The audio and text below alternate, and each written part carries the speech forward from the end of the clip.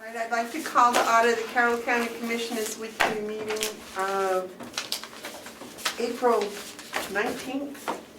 We start with the Pledge of Allegiance, please.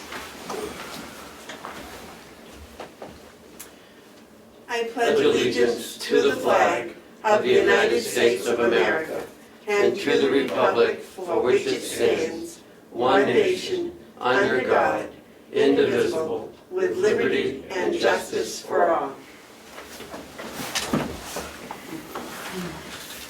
Public input? No, seeing no public. I'll await a motion to approve the minutes of April 12th. Madam Chairman, can we set this aside for one of the last things for today so we have a chance to read it? Any objections, Don? No. Okay. And the county attorney is the first on the agenda. Morning. Good morning. I just wanted to give you all an update of where our office was. It's been a while since I've been in and updated you all. So the attorneys that we have settled in really well. Our caseloads are stabilizing. They're still a little high, but that's all right. At this point, we've got Kim Tassari with 97 cases. I have 68, which is down from 139, so I'm very excited about that. Matt Conley has 78 and Steve Bryden has 74. The grand juries have been getting a lot busier. We're seeing a lot more cases coming in. Last Friday we indicted 41 separate defendants, so that's quite a few. I believe that, yes, I believe that number is accurate, plus or minus one. Since the beginning of the year, 97 defendants representing 162 charges have been indicted.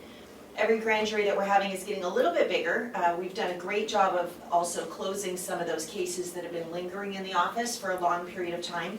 We closed out, looks like about 104 cases since January, with nearly all of those being a negotiated plea.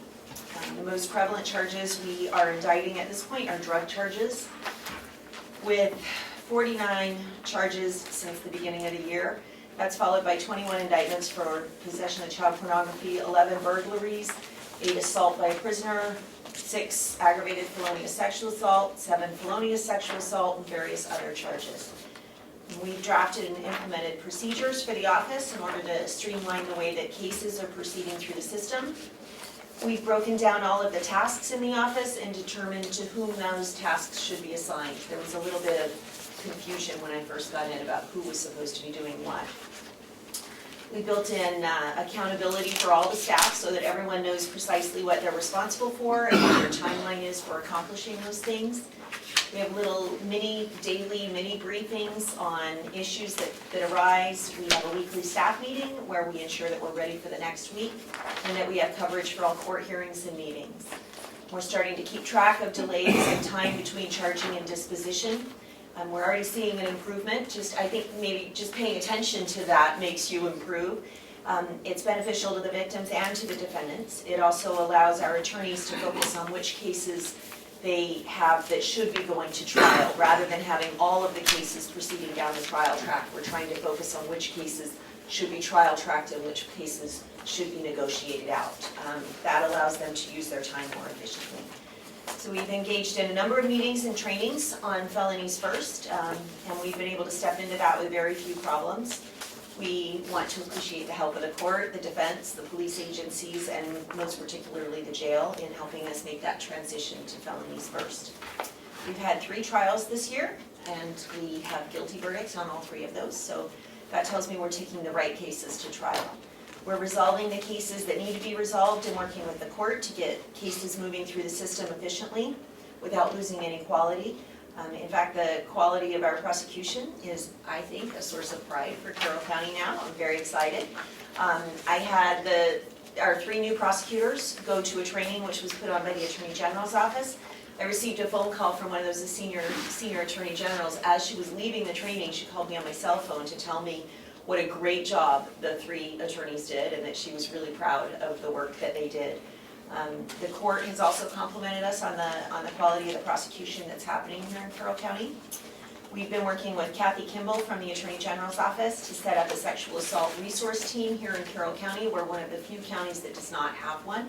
And it's something that's very important to me. I've worked with I had a sexual response team in Salt Lake County. I co-chaired, and I think it's something that's important to the community and to the victims. It's going to help us improve the training, investigation, and prosecution of sexual assault cases here. Just like we had the Child Advocacy Center, and that improved the quality of all of those things for cases involving children, and we're now going to try to make those improvements with regard to adult victims. That is going to include resource partners from law enforcement, the medical community, and other relevant partners. We've been putting together training materials and working with some of the police departments to facilitate better cooperation between the agencies and ensure that any issues we see on cases are communicated appropriately and quickly so that they can be addressed without lingering. I've met with the new head of probation, I've met with Jason Henry, I've met with the governor's drug czar, and with the acting U.S. attorney. I spoke with him yesterday, in addition to the standard county attorney meetings and the chief's meetings. We focused on increasing the communication levels with all the interrelated agencies in order to more efficiently address the prosecution of crimes occurring in our community. ACA Bryden, Stephen Bryden, who you've met, has been diligently putting together the plans for our drug court, which should be off the ground this year. I want to say that I'm incredibly proud of the work that we have done in a short period of time and the team that I have working with me over there. We feel like we're moving forward in the right direction, and the office feels like a completely different place. For those of you who have been in there before, it feels like a very different place now. Everyone works together really well, and we seem to be enjoying the office and the work that we do. I haven't had any turnover, knock on wood. Thank you. I wanted to thank the commission. I want to thank the entire delegation and for the support and the confidence that you have given our office. I am very pleased with those results, but I do have a question. Did I hear you say that you had 21 cases of child pornography? 21 counts of child pornography. We have 3 cases. One was indicted with 21 separate counts. It was actually quite a number more, but what we generally do is take a representative number in those cases. So there were 21 separate indictments for child pornography. That was all in the last grand jury. For one person? Correct. Okay. So we do have 2 more pending, but they didn't go last grand jury, so I anticipate would be in the next grand jury. I certainly appreciate your quarterly report. That was very nice, and it's good to hear that things are going so smoothly over there. And the times that I have dropped in to visit, everything seems to be quite compatible. Thank you. Yes, Commissioner? Michaela, what determines whether a case is plead out or goes to court? That's an excellent question. So we Do look we at, have to catch the guy crawling through the basement window, and that one will go to court because we can show we get him, and the other one is maybe a little bit ambiguous and he might get off? all of them go to court. So if you mean trial, what we do is we look at, versus a plea bargain, it's a number of factors. We look at criminal record, we look at the strength of our case, we look at, essentially, my goal is to look at what we're trying to get out of a case. And if we can get that with a plea bargain, that's a better use of our resources. If we can't, then we go to trial. If we're so far apart with the defense that we can't resolve the case, then we go to trial on that case. And that's how we make that determination. So obviously when there's a victim involved, we always include the victim in the conversation. Ultimately, it's the attorney's decision whether or not that case is going to trial or not. But really, most cases, you can come to a good resolution on the case and get what you're looking for on the case. So if it's somebody with no criminal record and this was a one-time thing, or those are the factors that we look at. Thank you. Any other questions for her, Jen? No? Thank you so much. Thank you. Thanks for having me. Do you plan on making this a quarterly? I would like to come as often as you'll have me. How's that? Okay, that's very nice. It's nice to know things are going well. Yes, things are. Okay. Thank you very much. Thank you.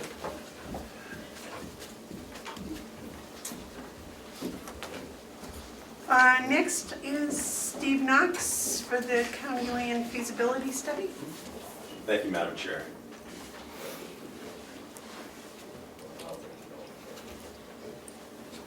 I was asked if I could come down today to discuss with the commissioners the next step as far as the county farm. It's my understanding looking at forming another committee. And I thought that maybe some of the background that the first committee had accomplished may help you in taking that next step forward. And Ken has made copies of this, and that is what we did do is we completed an RFP, a request for proposal. And also what those next steps might be in looking at a feasibility study, and that would be basically to take a look at all potential uses for the county farm and lands. And I have to confess here that in the last several months, I have done some of my own research, talking with people and so forth. And I have to confess up front here that as the first committee moved along, I did have a bias, and that bias was to be looking at the farm and its resources and assets in a public-private partnership with the Carroll County farm community. And as Andy Kendall has spoken several times, Andy Kendall, the Kendall Foundation, had talked about the county farm becoming a food hub in a marketing and distribution center to help the farmers in Carroll County to move their product. But in talking with many farmers, in talking with some farmers, and also with people who had done previous studies on this, at this point in time, that just did not seem realistic. The farm community had very little interest in cooperating, collaborating, and working together to do that. That's just my opinion. So what I think the feasibility study should focus on, basically, is exploring what other options may be available to the county for the use of the county farm and lands. And what I did do is I took the liberty of contacting Rose Wilson. Now, many of you don't know Rose Wilson, but she did come over one day. She's a business consultant focusing on agriculture and farms. She's done a lot of work on this. That's the lady from Vermont? Yes, and she came over here and gave a presentation. And at that first presentation that Rose gave, in talking with the committee then, she said, she said, I don't think you need to spend money on an RFP. She said, I think this committee itself collectively has enough knowledge and so forth, knowing what you want. She said, you can do that yourself. And so we did, with her encouragement. And we saved ourselves thousands and thousands of dollars, which we greatly appreciated. But what I did do is I talked with her, I emailed her the other day, just updating her and making it clear to her that I was not speaking on behalf of the commissioners or the county or anything, just my own curiosity going forward. What in her estimation a feasibility study may cost. She had sent me an email way back saying, look, at anywhere between $30,000 and $60,000. So I emailed her and I said, could you please tell me the difference between a $30,000 feasibility study and a $60,000 feasibility study? $30,000. So she emailed me back, and again, I gave that handout. And what she has done here is she has basically outlined, and based on this and the conversation that I had with her, she's probably looking at the first phase as somewhere about $30,000 for a feasibility study. And that basically is task one, $28,050. And that again may need a lot of refinement, because as I look at that, again, she's focusing on what it would be to create that kind of food hub and so forth that we had talked about earlier, which I'm questioning the feasibility of. But in an email that she sent along, she said the $28,000, $30,000 would basically cover what are all the options for the county farm and lands. And so I think that's something that going forward that the next committee may want to clarify a little bit and focus on. But what I do want to say is that early on when we were setting out requests to do the RFP, the request for proposal, we sent that out to a lot of different organizations and people and so forth to do that. And we got absolutely no responses whatsoever. So I'm not sure in the feasibility study what sort of responses we may have either. But definitely Rose Wilson has some interest in doing this. Also, at a meeting a while back, I was talking with a professor from Plymouth State University who has created a business development entrepreneurship program at Plymouth State. And I talked with him about the next step, a feasibility study for the county farm and lands. And I said, is this something that you and your group would be interested in doing? And he said, yes. So there's at least another option, and I'm sure that wouldn't cost $30,000. So there may be options out there as we go the next step forward. But the thing that I want to talk about also is the county has put graciously $10,000 on the table. So at long last, the county now has skin in the game, which was a requirement for both the Kendall Foundation and the New Hampshire Charitable Foundation. We've got that skin in the game. But depending on the final cost of the feasibility study, it's very possible or likely that we're going to have to go out to other organizations for additional funding, USDA, maybe the Community Loan Fund, other organizations that I'm not sure who they are. And this is going to take time because these other organizations have their own schedule. You don't just submit a grant to them and all of a sudden they write you a check and it's approved. There are schedules here. Sometimes those schedules are a month away, which they have an opportunity to review all applications before them. And it's based on a merit basis. So from a time factor, there could be months and months, basically, before we even know if we have the funding available. And in talking with other people, I think it's safe to say that nobody's going to take on a project unless they can see the money on the table. They aren't going to do it in hopes that, well, maybe sometime we'll get money to pay me. They're going to want to see, you've got the money, we've got the money, okay, let's go forward. So that's going to take time to assure them that there's funding available to do the job. Secondly, when you take a look at this, just basically a rough draft that Rose Wilson sent, as you can see, there are weeks, if not months, involved in this as well. So I think it could be safe to say that while I think everybody would want to wrap this thing up and move forward, it's possible it could be at least a year before you'll have the results that you need. And everybody has to be very patient with this thing. It's going to take time to do this study.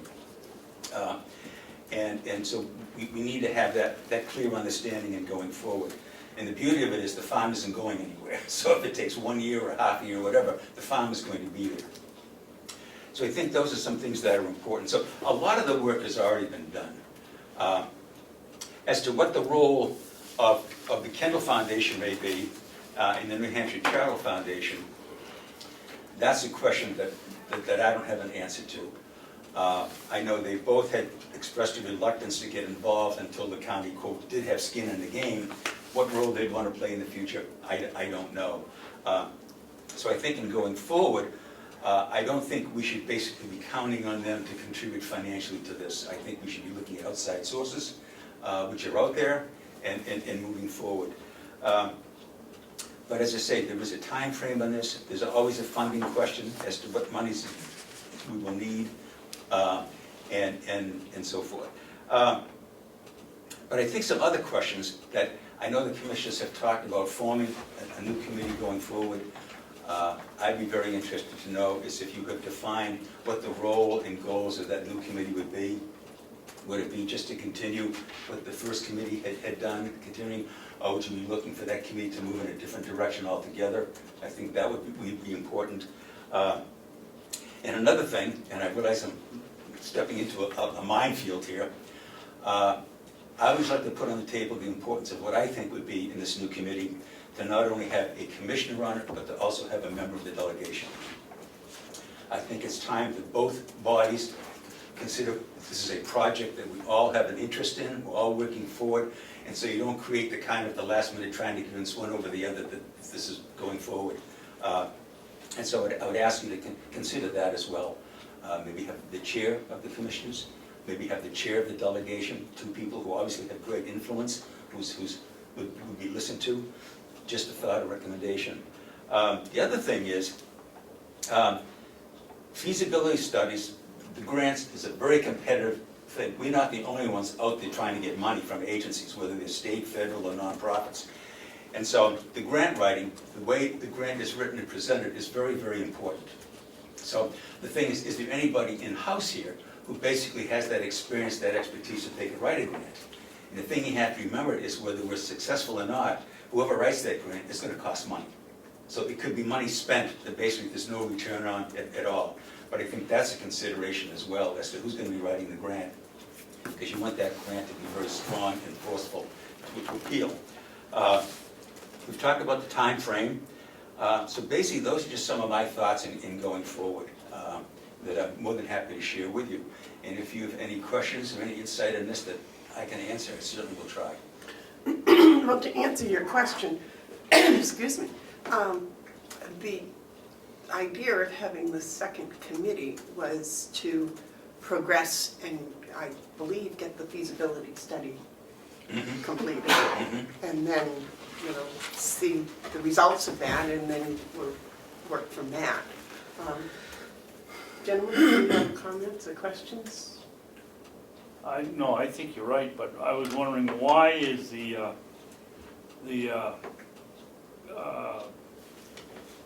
overseeing of this project being done by the Boscano Agriculture Commission?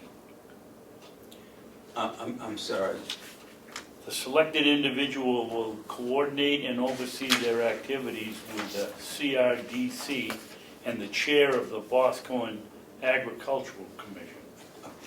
That's a good question, David, and I don't have an answer for you at that point in time. But what I think I can give some little insight, and I'm not sure this is the complete answer, but Rose did do a project for the, and I'm not going to say this completely right, a Greater Concord Economic Development Group. This was a number of years back. And what they were looking at was to create a commercial kitchen in the town of Boston, which is just north of Concord. Yeah. And she did the study. And what she found early on was that while this commercial kitchen was designed to help farmers to value add their produce, that unfortunately there was no support among the farmers to do it.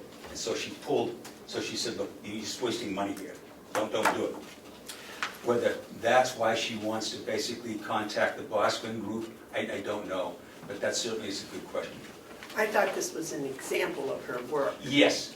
That's what I'm thinking. She left it in here as, this is an example of her work, so she's Exactly. just showing us what the grant, when she I wrote it don't- for. Go ahead.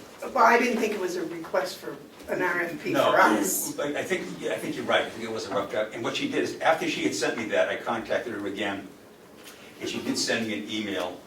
And she says, my recommendation would be to focus on an assessment of what could be done with the county farm. Identify options based on community input, assess the logistical and financial feasibility of those options. So she's again talking about the broader options here, rather than focusing on just one thing. Present the outcome back to the county and see what, if any, of the options folks want to move forward with. I would say these steps utilize the budget estimate in the spreadsheet. I sent you task 1, and that is the $28,000 to $30,000. So as I say, well, I think you're right. I think this is just an example of what could be done, but obviously this is going to need to be refocused and more to what the county's needs are going to be as far as the wants for the feasibility study. If you go to page 3, Steve, that's exactly what it is. Yep. Researching the project, determine the level of demand for the kitchen. Yep. So this is what she wrote for Exactly. Boston. Exactly. But as I say, of all the people, and I'm not sitting here saying Rose Wilson should do the work, but she's been very, very helpful in giving us information that we need. That's a real background as to what we should be looking for and going forward. So I really appreciate her sending this over. Damon? I was just noticing we have 2 farmers sitting right here, and there are a number of people with sort of land use expertise who've shown interest in this project, like Jessica Wright, among others, and Frank Riley and all those guys. So I just question why not just do this ourselves, or why not just do it within the county with people who already care. They're pretty knowledgeable about the area, they're pretty knowledgeable about farming. And I just don't see I just don't see where someone from away is going to come in and figure this out for us when there's plenty of people who understand the situation right here, right now, and have already shown an interest. Well, I can only speak for myself, Damon. I have very strong biases, and I have preconceived ideas which may or may not be accurate. I never admitted that, really. But so I'm sure that would have a tremendous influence on what I would, even ask for questions. So an outsider would be totally neutral I would hope. And in the situation, as passionate as people are one way or the other about the agricultural lands here, I'm almost thinking that neutrality might be actually a prerequisite to start this feasibility study. I think that's a good answer, Madam Chair. I think objectivity is very, very important. Gentlemen, do you have a comment? Yes, sir. Steve, thank you for coming. I really appreciate your involvement, your continued involvement. You've done a lot to get us thus far, and I think your perspective on this and your counsel towards this is extremely helpful. So thank you for that. I do like that you're referring it to the county land feasibility study. I want to get away from talking about it as a farm. From my perspective, it hasn't been a farm for a long time. So I don't look at it as an existing farm. I look at it as a once upon a time farm. But that doesn't mean it can't be a farm again. I'm not prejudiced against the farm. I'm just not convinced that that's in the best interest of the county. That county services would include providing a farm outside of the construct when we had to rely on the farm. I'm not sure the county needs to rely on the farm. That's not to say that we shouldn't support farms and that there could not be some sort of farming activity at the county, but it has to make sense, both government-wise and financially. So I'm very interested in looking at a feasible study for the property that we own. And to that end, the commissioners and the delegation did set aside $10,000 in contingency. But my support on that was based on conversations that until we had skin in the game, no one was going to take us serious. And that would be about a third of whatever the cost of doing an appropriate feasibility study might cost. I think it's a waste of time to do it on the cheap. Say, well, we can do it in-house or we can do it for just $10,000. Up until today, we've been, and I'm in the impression that we could do it for $30,000, and that there's two concerns out there, the Kendall and the Charitable Foundation, who have expressed a willingness to consider putting in the other amount of money.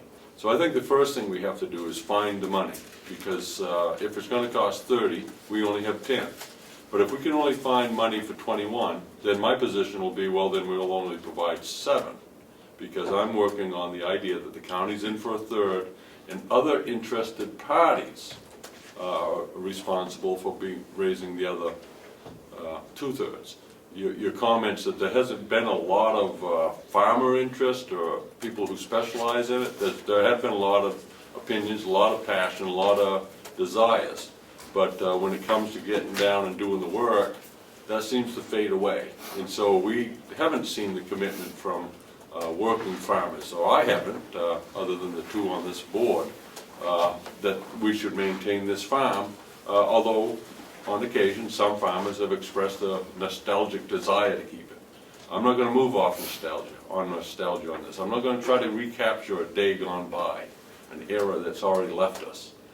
We have a county government to run, and it has to be run with the idea what the future is going to hold.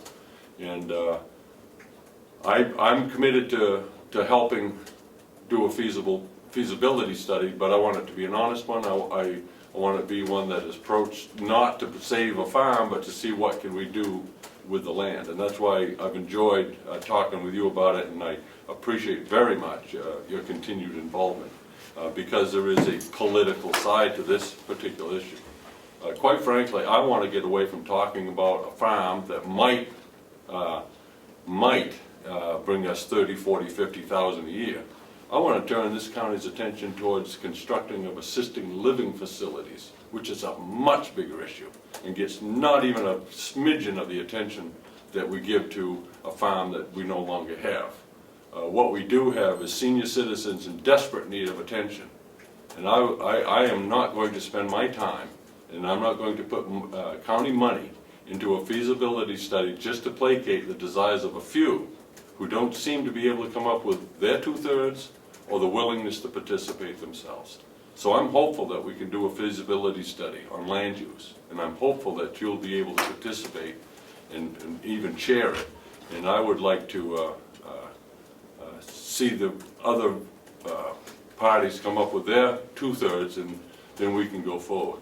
The delegation will be involved because it's in their contingency, and they control the purse strings on this one. So that's all I've got to say at this time, and I thank you. Thank you for coming in and staying with it.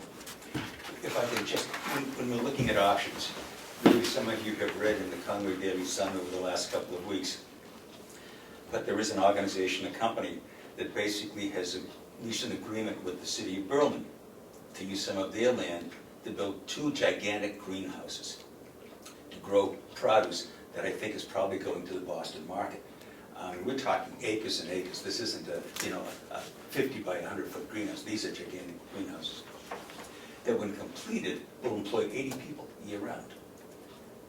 Now, if the Boston market is their destination, then certainly we're 2.5 hours closer to Boston than the city of Berlin is.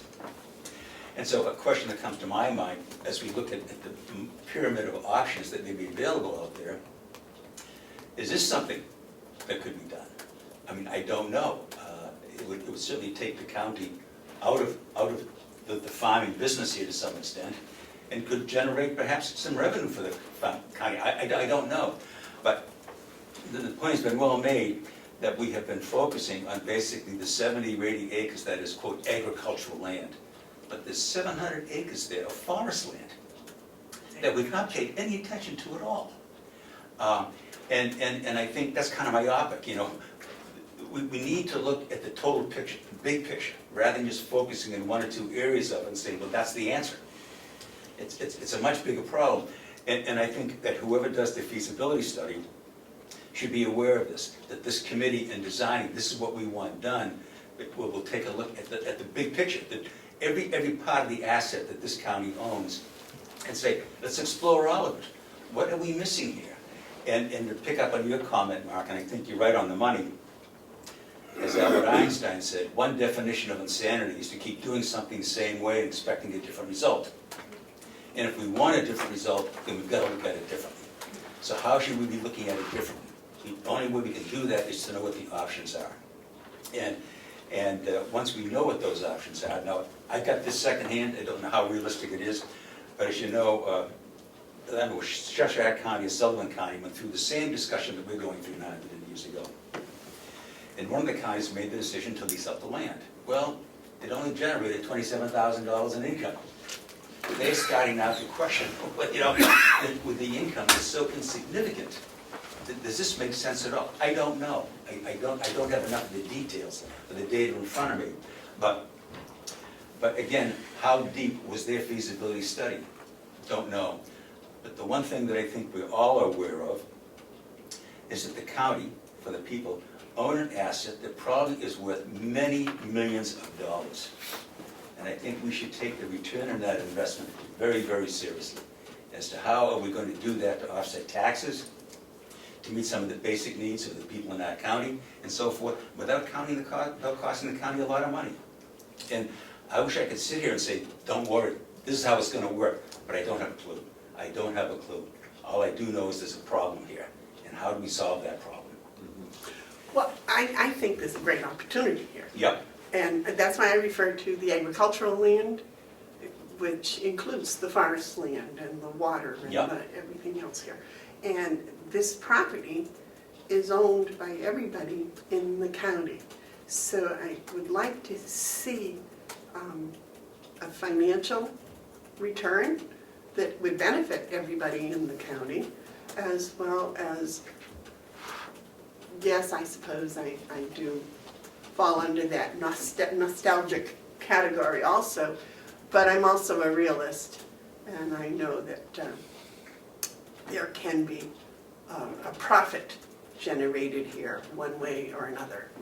That I'm hoping this feasibility study will point to those different options that we can have, and then as a community we can go forward and decide what we want to do with this, because this land right now I think is just such a gem, and that we need to guard it very safely, carefully, and that's what we do in the future. I do know that once you put down tar and concrete, you lose a lot of the potential.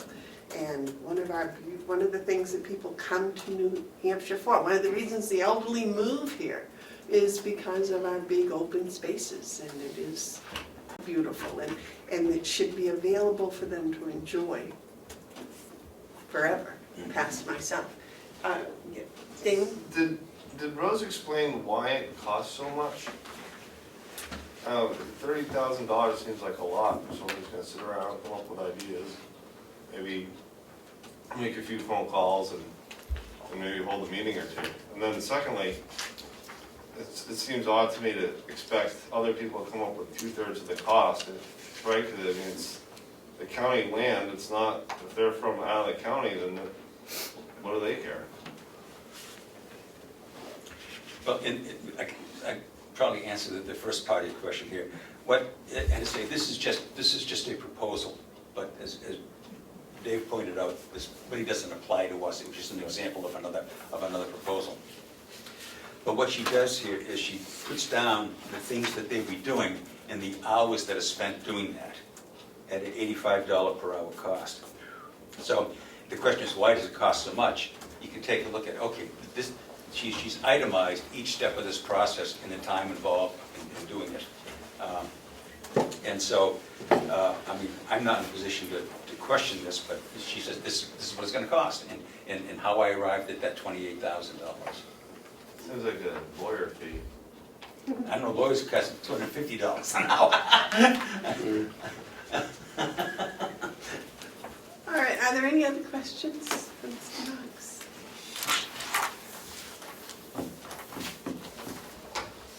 If I could just make one more comment, Madam Chair. The history here is that there are 10 counties in New Hampshire, and most of them over the years have made the decision to close down their county farm lands. At the present time, there are only 2 counties, Grafton and Carroll, who still have what we would call operating farms and lands.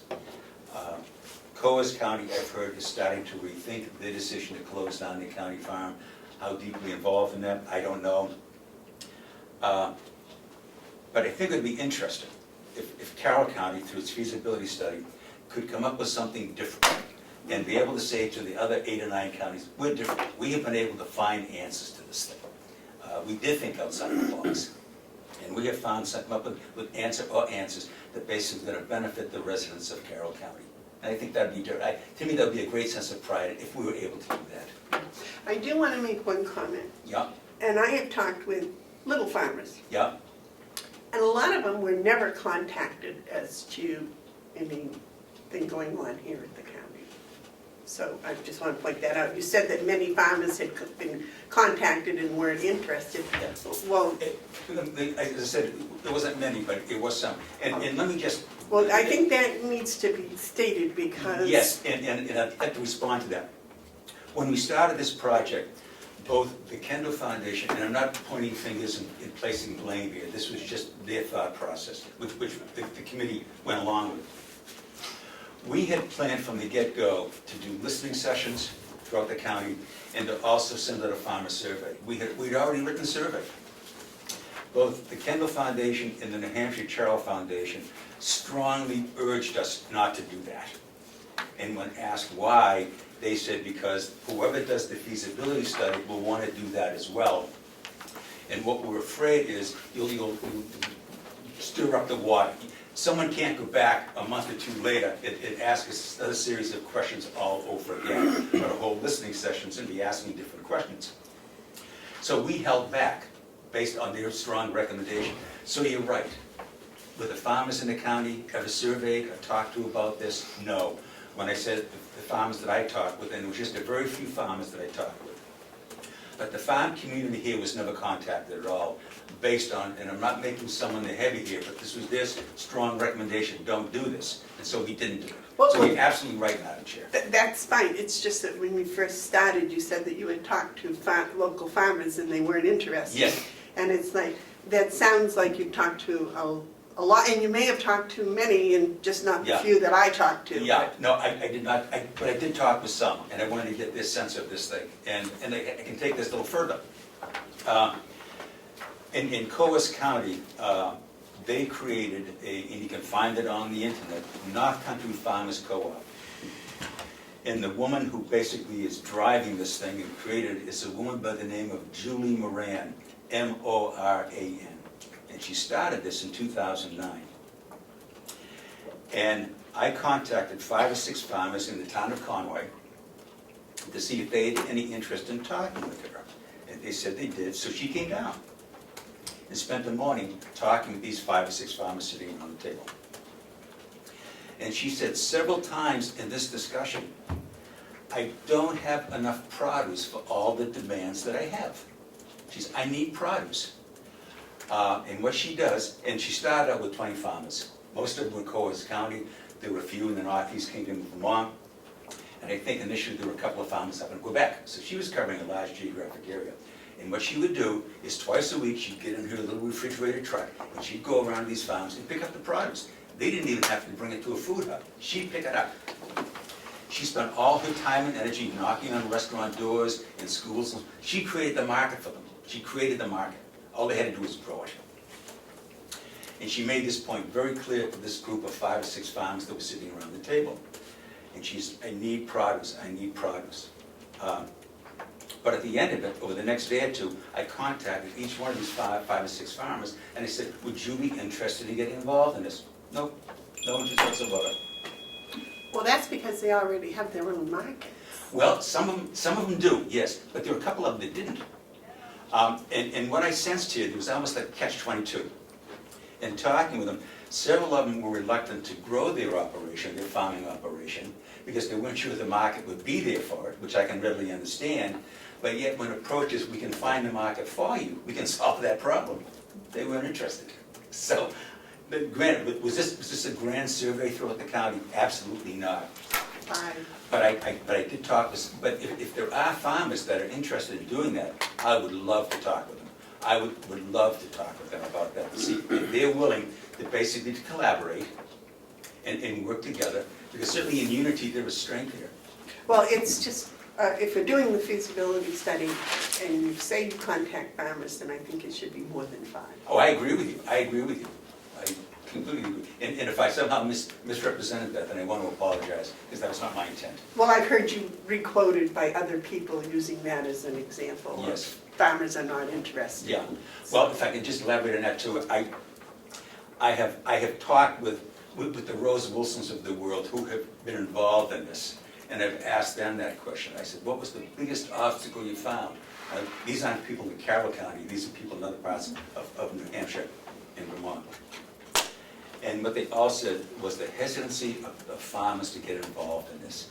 And I said, what is the hesitancy? And they said, we don't know whether they're just independent, they want to do this thing on their own. They said, I don't know. But it was time after time after time, they said this was the biggest problem that we found, was the hesitancy of farmers to get involved in this sort of thing. And this was their own studies and so forth.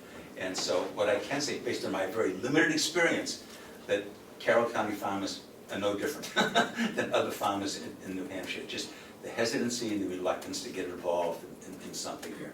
And so I don't know what the problem, what we hope the survey would answer that. Yes. Our survey. Mr. Hunt? You made mention of greenhouses, and that got my attention. Yes. That might be something we want to look deeper into, because within talking about a production capability that would be able to feed a market, and then it could make some money. So if we should go forward, and I'm not sure that we're going to, we keep talking about it, but we don't seem to do much. But if we do go forward with this, I would hope that that's high on the list. That if we're going to look at agricultural use of the land, that we look at, instead of putting up solar panels, using that land to put up greenhouses, then maybe we're onto something. I can do one better than that, Mark. I believe it's May 12th. I will send this to the commissioners if they're interested. I believe it's May 12th in Gorham. The president of the company who's putting up the greenhouses in Berlin, is going to be a speaker at a meeting that I'm going to, and I intend to be there. And if anybody else, it's from 10 to 12, I believe it's on Friday, in Gorham Town Hall. And he's going to be there, and I'm sure he'd be more than happy to answer any question you have What's the as date to on whether it? they're looking at expanding. If you could email the Yes, I'd be happy to details email. to Ken, he'll see the. Yeah, I think Ken already has that email. But I believe it's May 12th. May 12th? I think it is. That's a Monday. Oh, okay, it's not a Monday, it's a Friday. No, is that on your calendar? Yeah, I don't know, I'm on June, It's May, May 12th is a Friday. yes, okay. and I think it's from 10 to 12. And as I say, the president of this company is going to be speaking to this group. It's an Off-Country Council group. And I'm sure that there'll be lots of questions. But as I read the article, and I got the notice that he's going to be a speaker at our meeting, I thought, well, I wonder if he ever took a look at Carroll County, at the farm here. The article did say that they had looked at 5 or 6 different locations, and they couldn't find one that fit. So, okay, that's going to be in Berlin. So, anyway, I think that may more. What time of the day? I think it's 10 o'clock, 10 to noon time. I'm gonna try to make that. Yeah. But as I said, I emailed that to Ken so he can forward that to Yeah, you. it's May 12th in Gorham.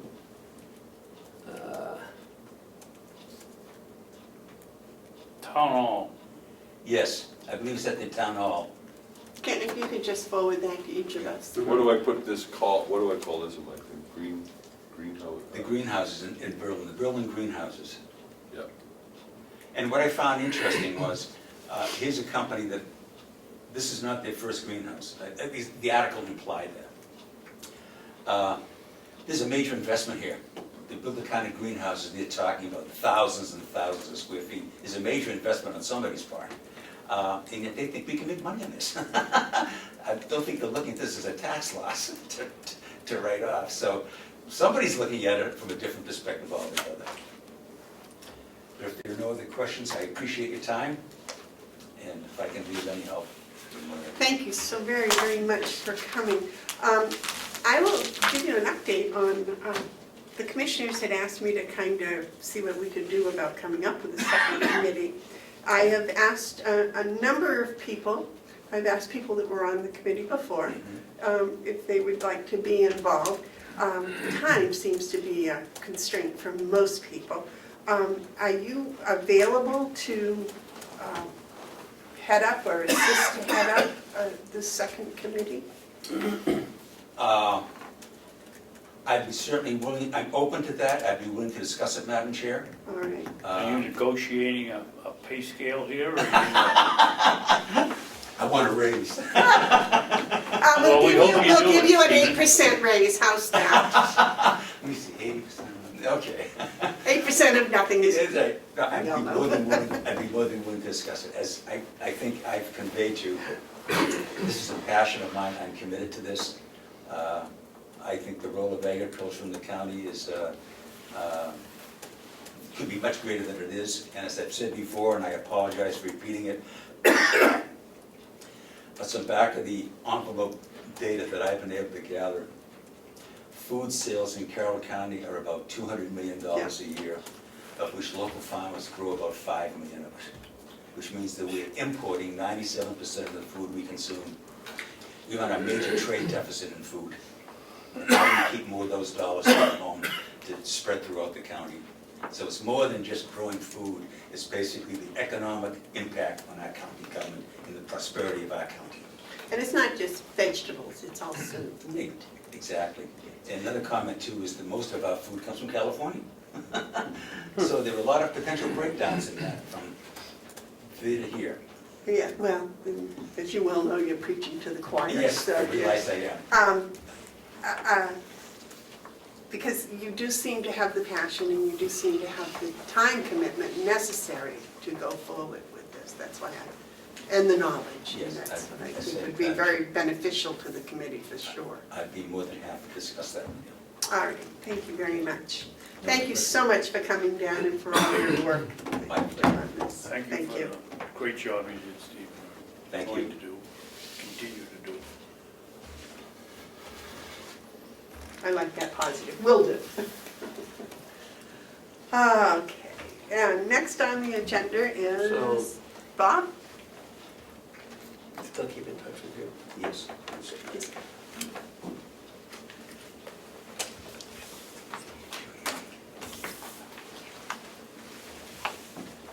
Sounds like you've got a lot to discuss, Bob. Well, as you know, Madam Chair, last week Commissioner Hounsell was asking about some of the capital plans that we have scheduled for this year that might play a part in our energy management, and maybe we can do some things differently than what we're scheduling, possibly to save some money. Is that what you were thinking, Commissioner? I think putting an air handling device in the dispatch office, thinking that it's going to remedy the situation is not good thinking. I think we need to look at the whole system to find out what exactly, what sort of upgrades should be done. And if it's just putting in that air handler, then we can do that, but I'd be surprised if it's just that. No, I agree. Before we get into this project with the RFQ, which we talked about a couple weeks ago, was throwing a dart. I agree. With this RFQ, this company's gonna come in and take a look at everything and take a look at the big picture and see if we can do it better. Do you have an RFQ for us to look at? I haven't seen You've it. already Oh, is that set the it one up. last week? Yeah, Okay, yeah, Yeah. okay. yeah, that's already out. No, all Where right, did it go? all right. I sent it to Train, E&E of New Hampshire, Siemens, and Honeywell. I direct solicited four places. It's gonna be on the county website And and in NewHampshireJobs.com, NewHampshireBids.com. You've got Honeywell, Siemens, Train, Train, and E&E of. yeah. Okay, so those vendors, any one of those, if they respond, are capable of doing the engineering study that we need to have done. They all claim, Yeah, they do, they're solid, yeah, they all claim that that's what they do. yeah. So let them bring their stuff to the table, and we'll take a good close look at it Yeah. and see what we want to do. Yeah, I like that approach on that. I don't know what their prices will be, but I think we need to start there instead of going. Was the train unit, was the unit that we quoted, was that a train unit? No, we didn't quote any particular unit, we were just looking at a system, a mini split. Okay. So you had a ballpark number of A what? two-zone mini split, I had a ballpark number, exactly. Okay. A budget number. Okay, And if we did move forward with it, it would go out to bid. But I agree that we can sit back and yeah. see what they say. The other question I had last week was on the boiler in the annex that we were told we needed that for hot water for laundry. Oh, yeah, that's the next item, I'm sorry. That's not this one, sorry. Are you done? oh, no, it's part of it. Well, I just see down here, it says Jason Henry, Bob Murray, Oh, because the we're talking about, ozone, right. because we're talking about the boiler. We have 60-some odd thousand to replace the boiler, which if we're gonna need a boiler, we need to replace that one. My question, and it ties back into the ozone discussion, is if we're going with ozone for cleaning our laundry, do we need that hot water? And if we don't, do we need the water heater? We still need a water heater For what reasons? for laundry. Granted, if this is successful at the jail, and we start pulling sheets out of, and doing sheets over there, we still have resident clothing to do. And the ozone system, we would look at bringing into a nursing home. You still need hot water, you still have to have hot water in the building. For what building? The annex. For what other reasons besides laundry? Because I was told a few months ago that we needed this so that we could do laundry for the nursing home. That's a lot of money for a boiler. It is. If we need the hot water for the laundry, I'm in. But now that if we don't need the hot water for the laundry, and I'm saying if, what other reasons would there be to put that we would need hot water in the annex? Hand washing, cleaning, other, $60,000 to wash our hands? well, you asked reasons. Okay, Um, all right. It's laundry Okay, primarily. so when we get to that, will the ozone do the laundry sufficiently for the nursing home, including residents' clothes? I still think you need to have a hot water source. That's not my answer. Will the ozone do the water, do the laundry Yes, for the nursing home? yes, Okay, But that requires a second ozone unit. yes. yes, which is quite a bit less than 66,000. 66,000, so what, other than washing hands, what would we need a $66,000 water heater for? You can come up with 100 reasons or no reasons. Well, just give me one more. In the annex, why do we need hot water? Other than a service sink, we don't. And you could put, for a service sink, you could put a standalone instant water heater for about 1,500. Sure. That's a lot better than 66,000. Yes, it is. All right. Would Thank you. that take care of the kitchen if we were to rent the kitchen? Would what take care of the kitchen? A standalone, No. he's talking like a Rinnai system or something, is that what you're talking about? No, I don't believe he is. Oh. The use of the annex right now is to do what? What do we do with the annex? Laundry and maintenance. Okay. If You you don't need want, hot water to do the laundry. We can do hot water for the maintenance for a lot less money Mhm. than replacing that boiler. A lot less. Thank you. My question was if we rent the kitchen, as we had talked about doing previously before with the school, would this huge boiler be necessary, or would a system like he you're was talking talking two about? separate purposes now. He's limiting his discussion to maintenance and laundry. You're extending the purpose to another purpose, which, yes, you would need to have a volume of hot water. But for maintenance and laundry, no. But what I'm saying is if they rented the kitchen, would that smaller system No. be sufficient for the kitchen? No. It would not, okay.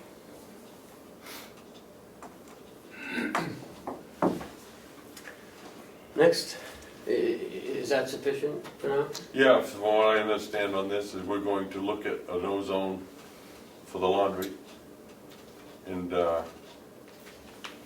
going to have an RFQ. Yeah. Do we have that ready to look at? Is that something we want to move forward on, or what's the? The laundry at the jail? No, the dispatch. You said you had an excuse me, the RFQ's come out, have we got responses? I'm getting ahead of myself. No, it just went out last. Yeah, last week. Last week. It just, and the But do you deadline- have a sense that we're gonna get responses from all four? Yes, I think so. Great, What's the deadline for I'm that? I'm satisfied with that, May 15th. and my questions regarding the boiler, I'm satisfied with it, thank you. Next is internet upgrade. Part of the phone system upgrade here at the building, we've had a lot of discussion about how we were going to help pay for that. With- I already received those already. With the phone system itself, there's going to come some technology changes here. There's going to be phone system and internet changes. So what we had, and did you give them this too? Not yet.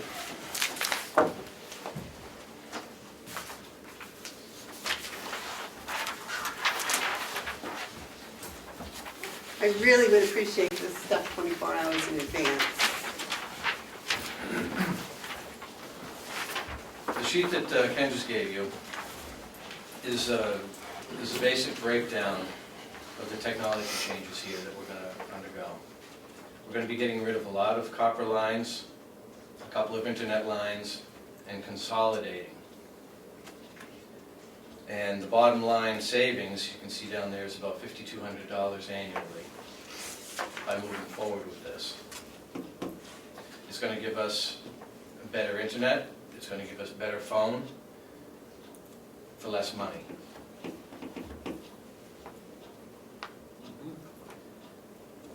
I brought John along here with me to help answer any technological questions you might have. Didn't we already agree with going ahead? Well, yeah, in principle. However, we have agreements that we need signed for Fairpoint, which is the next packet that you have. To change these services. I can't sign off on this, I need you to sign off on that. And this will allow us to send larger files? Right now, our internet speed, we have 5 separate internet connections throughout the complex here. And they're all at pretty much the slowest speed we can get from Spectrum, formerly Time Warner. That was the deal that was negotiated however many years ago. That predates any of us here. All of us here, actually, predates all of us. So having a higher speed dedicated internet connection through Fairpoint is going to allow us, as we move forward, one, it gives everybody better internet speed here, more solid internet speed here, because we do more and more on the internet. And we can start to take advantage of cloud-based services, because more and more stuff is going to be on the cloud. Even just a few years ago, we discussed, former commission discussed, a document management system, and the delegation decided that, well, until the entire county could use it, we don't want to even go into it. And we couldn't take advantage of it throughout the entire county because our internet speed simply does not support it. And that's just one of many uses for better internet. I mean, we all know that the internet is getting used more and more each passing year, not less. So through a lot of diligent work, especially from Bob here, we've looked over, we've kind of combined phone service and IT service because everything's interrelated these days. You really can't separate them anymore. And we've looked at all the phone systems and all the internets throughout the county, brought them into one umbrella, which is what we've been trying to do with IT in general over the last several years, and come up with this plan, working closely with our internet providers, our phone providers, and of course Bob here, to come up with this plan to, again, increase our internet speed, make it more stable, which has always been a problem here. I mean, cable internet is what it is. Time Warner is good at what they do, but it is still cable internet. And so it gives us a better connection. We also now will have a redundant connection, so should something happen with Fairpoint, we will actually be able to automatically fail over to Time Warner, so that if any cloud services that we're using, and we do have a few small ones already in place, but any of them we're still using, we'll still continue to operate, because we'll have that automatic failover redundant internet connection. And still, most importantly, or just as importantly, doing it for less money. So we're not paying for the same service twice, just because we have it to fall back on? We are paying for a second connection, yes we are. And that is the redundant connection, so that we do have a few cloud services, medical records, some of their stuff is backed up in the cloud. Paula Coates, her portion of what they do at the nursing home is backed up to the cloud, that type of thing. Sheriff's Dispatch, of course they have their communication with the state, they have a lot of their stuff that is internet-based.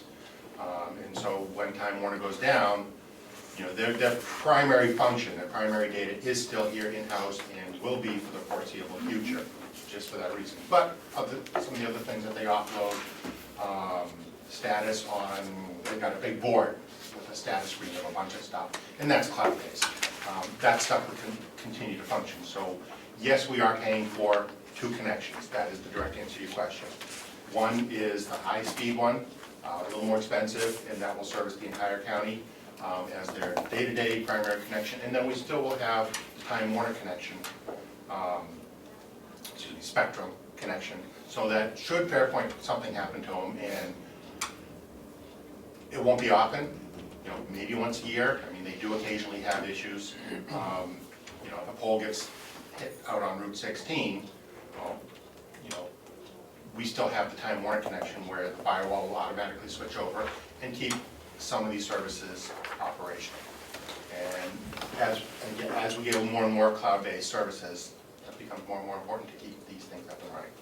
And this secondary connection, this Time Warner failover connection is not expensive. It's a lot slower, but it's not, it's, Well, that was my next question, was what's the dollar value? yeah, it's $99 a month for the secondary.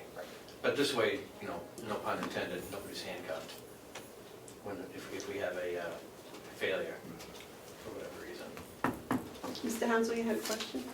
I want to commend both of you for this, bring this to our attention.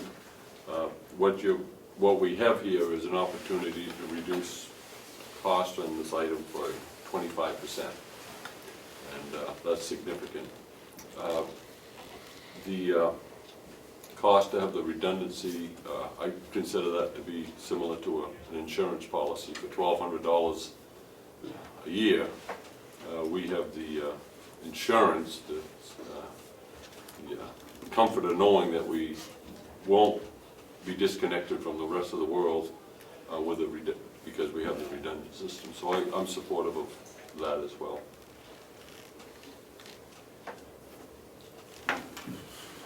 Any other questions, comments? Do you need a motion to sign this? or is Yes, it- please. I would like to have some time to look at it. I sent you on Monday. Madam Chairman?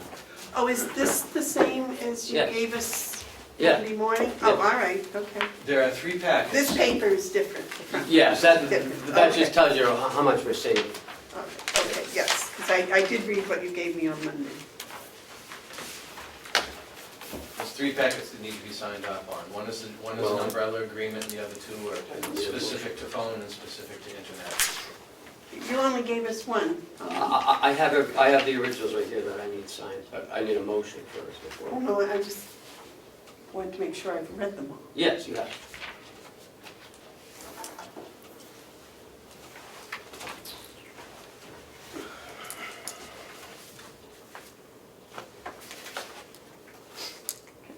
Gentlemen, have you had time to review them also? Mark, have you had time? I'm prepared to vote in support of signing these at this time. All right, and I will read a motion to sign them. How do we make the motion on all 3 Yeah, pieces that we sign, or one at a time? I do all 3 because it's one project, it's just one. Okay, I'll make a motion that we sign the paperwork for the transition of Do all 3 at once. the telephone service from analog to digital, or Internet and phone. Internet upgrade. internet upgrade, internet and phone upgrade. Do I hear a second? I'll second that. All those in favor of the internet upgrade, say aye. Aye. Those opposed?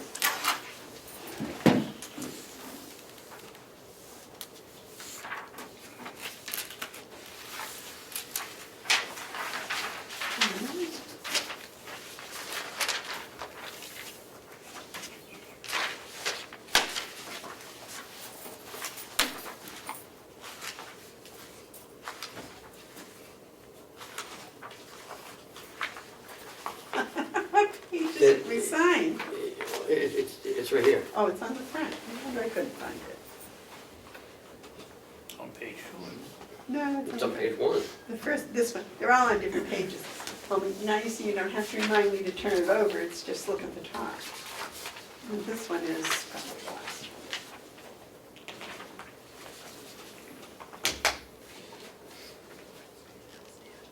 And we'll have this up and running next week? Oops, I'm sorry. Sure. That's actually a very good question. One of the things that we hope that the commission and eventually the delegation understands is that we do have a few contracts, existing contracts in place that we may need to wind down for a few months. So these savings will not start tomorrow, but over the course of the next however many months, we will transition to this. Yeah, we knew it wasn't starting until July. So, But we're physically ready for it. we are, absolutely. And actually, I could use that as a segue into the infamous fiber project. Since I'm here, I might as well give you a quick update. As I've mentioned repeatedly, I was handcuffed by the state all along the way as far as getting their portion of it up and running. Come to find out that my primary technical contact down there turned out to be out of country, I assume back to his home country of India for an extended period of time. And with the help of the Sheriff's Department, I got a new contact down there. And he and I, a couple weeks ago, spent 3.5 hours working on that connection. It was very helpful. And we got all the outgoing communications up and running. We had one piece of incoming communication that we could not get done that particular day, it did not work. So we scheduled a follow-up appointment. And come to find out, he has now had some family issues of his own, so he's been in and out for the last 2 weeks, but he is back to work full-time next week, and he did put me first and foremost on his appointment calendar for Monday afternoon. So that's where we're at with that project. And as soon as we get that one final piece, within a week or so, I will have this whole building transitioned over to it right away, and start working on bringing the others in. I'm ready to go. I just want it done. And this that you're signing here today helps open that right up. All right, well, thank you. And thank you for your diligence, both of you, on this project. This has been kind of a long-term Well, it setup. has. You know, John's had a vision here for a long time, and this is just another step in that vision, but this is a big step. And, you know, we want to do it right. So, thank you for your support. Reaching into the future is always scary and slow some days. Or dragging us. Well, thank you again for your efforts, John. Thank you. Okay, and the next, I guess, is Jason? I know, we're only running about 13 minutes late, sorry about They that. haven't bumped me out twice yet. That's okay, we only bump them off about I'm an not used hour. to getting called up. Did you get bumped?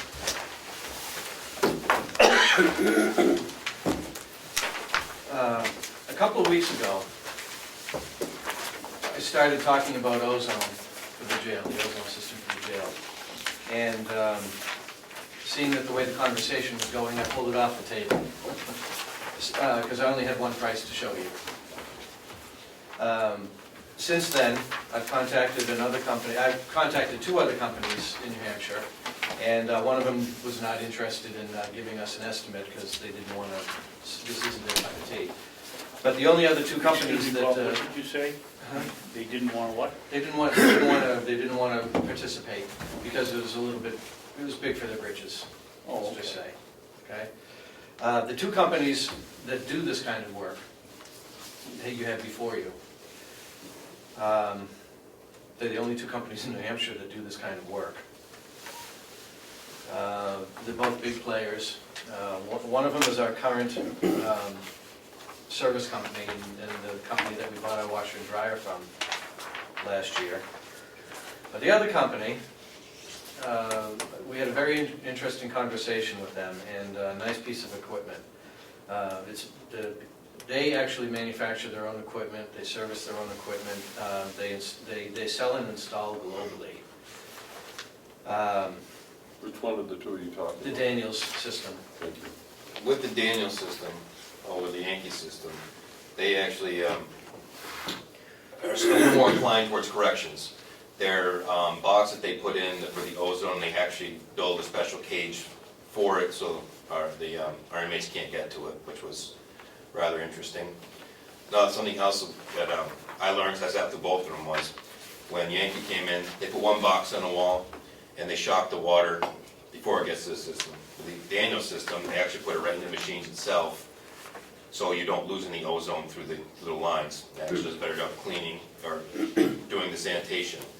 Plus, Two companies, the other one talked about is they actually put sensors on the machine and in the ceiling in case there was any off-gassing and automatically shut it down as well too. So they had some safety features with it that I thought was interesting. The locking cage, they're putting for free, or throwing it in the quote came in less. And we have a small washing machine that we're using just to that we wash towels and rags with. And they're gonna throw them for now, because they're beta testing the smaller machines, and they're willing to let us beta test on our smaller machine, the ozone for that. So there was a lot of good things under Daniels when they came up with that on their visit. And they're doing it for less money. Yeah. Okay. Thank you for getting a second opinion. As you know, I'm a great believer in that. The difference between going out and asking individual companies for their thing and an RFP is the RFP, everybody's on the same playing field. But then unfortunately, you don't find these extra good things that you apparently found with Daniels.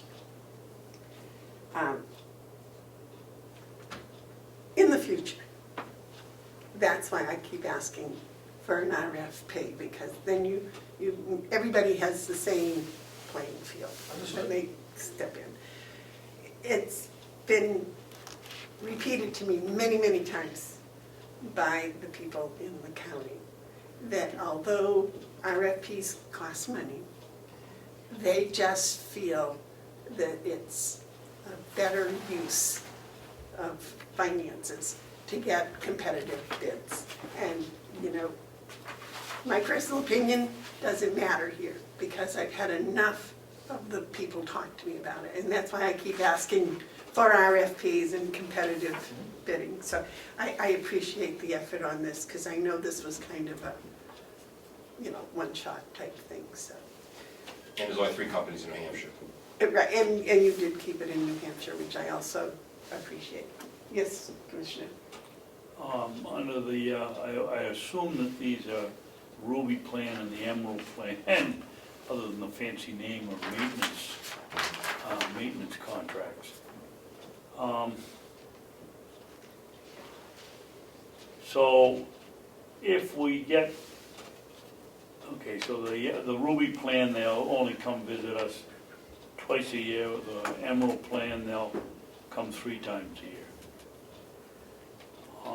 We need, and the first year, there's no plan. It's all under warranty for the first year. We'll be looking down the road if we're going to do a maintenance plan to be down the road. We're not asking you to sign off on any maintenance plan today. This is just the initial installation, Yeah, right? the first, and it includes first year's maintenance. This quote does. Both of them. Yeah. No, Daniels includes first year's maintenance.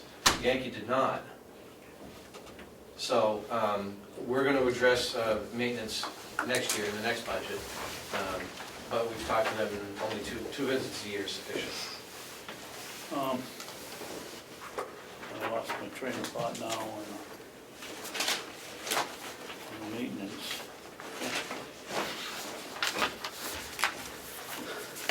Do you know what the first year maintenance would involve?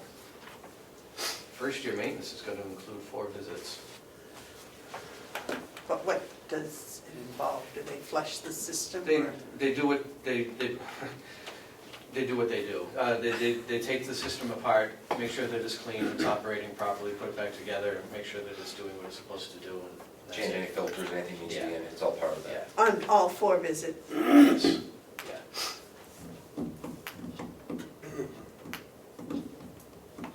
So, Yes, sir. are you looking for this board to take action today? We would like the board to take action on Daniels. They are in Grafton County, just so you know, for locally. They're in Grafton County Jail, and I guess they're in Merrimack County Jail as well, for at least for New Hampshire for corrections facilities. I didn't know they're in Merrimack, we just found that out in Grafton. They put that in not too long ago over in Grafton County. Have you spoken with them? No, I know Merrimack County, I didn't know who they changed to. I knew they changed, they liked the system they're doing, I had no idea it was this company. But when they changed over, they liked the system that's down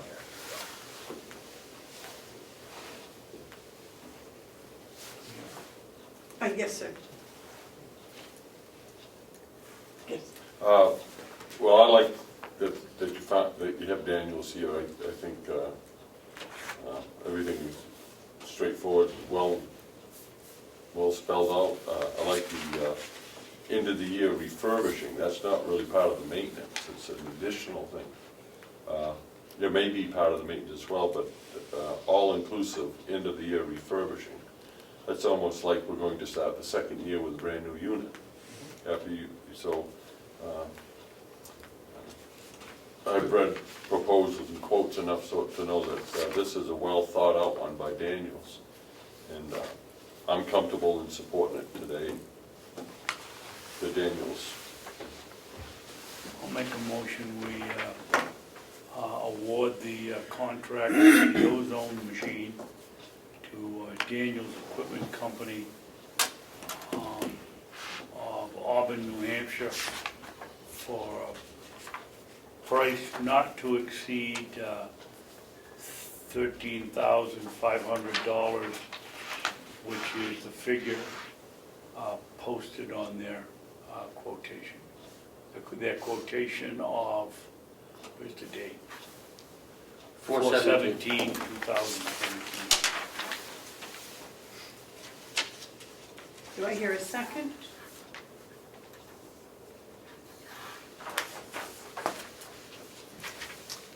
I'll second. All those in favor say aye. Aye. Any discussion? And I'm going to abstain just because it wasn't an RFP. 2 votes will carry and we'll do it. Do you have the original for me to sign? It's, I think, all the same. Is it a color one? Yes. Okay. But you can have this one for your records if you want. No, I figure you keep my records for me, right? I do not. You don't keep records of these No. downstairs? I do not. Who does? Sure. Oh. You're funny.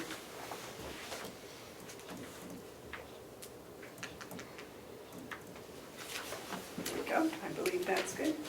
Didn't it ask for a date? No? No, ma'am, it didn't. Anything else we can do for you, Jason? Yes, sir. Good job on this, guys. I appreciate it. Thank you. We're going to be seeing similar type of quote log for the laundry for the nursing home with ozone. What are we doing there? We're gonna see how it goes at the jail, and if we like what we're seeing, what we're doing, we're gonna propose it in 2018. Okay, what do you do for hot water at the annex this year? We're gonna use the boiler. You know, it's not in danger of failing tomorrow. This is just a foresight that that boiler is reaching the point that it's no longer serviceable. It's still service it to a point, but it's got a lot of passageways that are plugged up rock solid, so it's lost. Yeah, I saw it. It does. It you know, if you think it can get through a year, that's fine. I know we're limping with it, but the other thing is if we are waiting to see if this ozone system works in the jail, that's prudent to see if it works there before we buy 2. But I would think that instead of run the risk of losing the appropriation that we have, that we may look into seeing whether we can encumber those funds for next year, should we not do anything in this year. If we're looking to do it for 2018, asking for an ozone,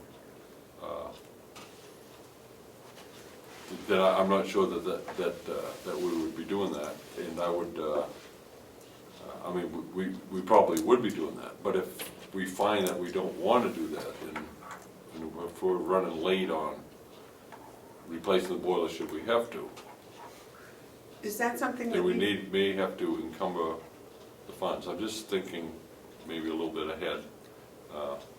I'd hate to all of a sudden get a call in November saying, we don't have hot water because the boiler crapped out, we have to scramble to put in $60,000 water heater. I want to make, if you're comfortable we can get through this year, then We're rolling the dice, to be frank. but I understand your concern. Do you want to spend $60-something thousand? Or do you want to see what the RFQ? Perhaps the thing to do is we have $60,000 to do a boiler. Is not wait until 2018. Find out if this thing is working good and we can make a decision this year to use that money to put in a nose on there and save the budget quite a bit of money. Yes, Ken, go ahead. That was my thinking as well. Why are we spending 60,000 if you're installing this soon? The The ozone? ozone? I'm gonna call them today and say go. So April, May, June, July, we should know by the end of July if this thing's working or not. And if so, we buy a smaller, if we don't need a big boiler, just get the smaller water heater and just use the money to buy the ozone and we'll have savings left over. And now, it was my understanding, Jason, that you said you couldn't use cold water, it had to be room temperature. No, they're saying you can use cold water, so. It can use cold, yes. Bob, you said that the boiler tubes were plug solid, rock hard, I think you said. Yeah. Is it a closed loop? Are they like the old boilers that go in and curve back? No, and this come is, back? this is what they call a fin tube boiler. It's different than what you may be thinking. It's where it's actually got copper tubes with fins on them, similar to baseboard Yeah. radiators that go down inside the combustion chamber. So they're very, very thin passageways. And they're starting to, because of the way that the boiler runs, you've got a lot of cold water coming in, you've got some condensation in there. And that condensation hardens up the fuel particles, and they just build up over time. You can Pipes only not clean them open so on much. one end or accessible at one end because of the bend in the tube? No, there's only one way to access it, and that's from the top. You can't clean the fins. The fins is where the buildup is. Yeah. The fins are what's keeping Yes, the hot water from heating the water inside the coil. yes. And we're Those losing the those fins. get plugged up, you can't clean them, you gotta junk it. Yeah. But what you're saying is you think we can get through another year, and you're probably right. But it might be better, as Ken suggested, is to take a look at it after you've got some experience with the jail, to see if we want to move this summer to put in another one.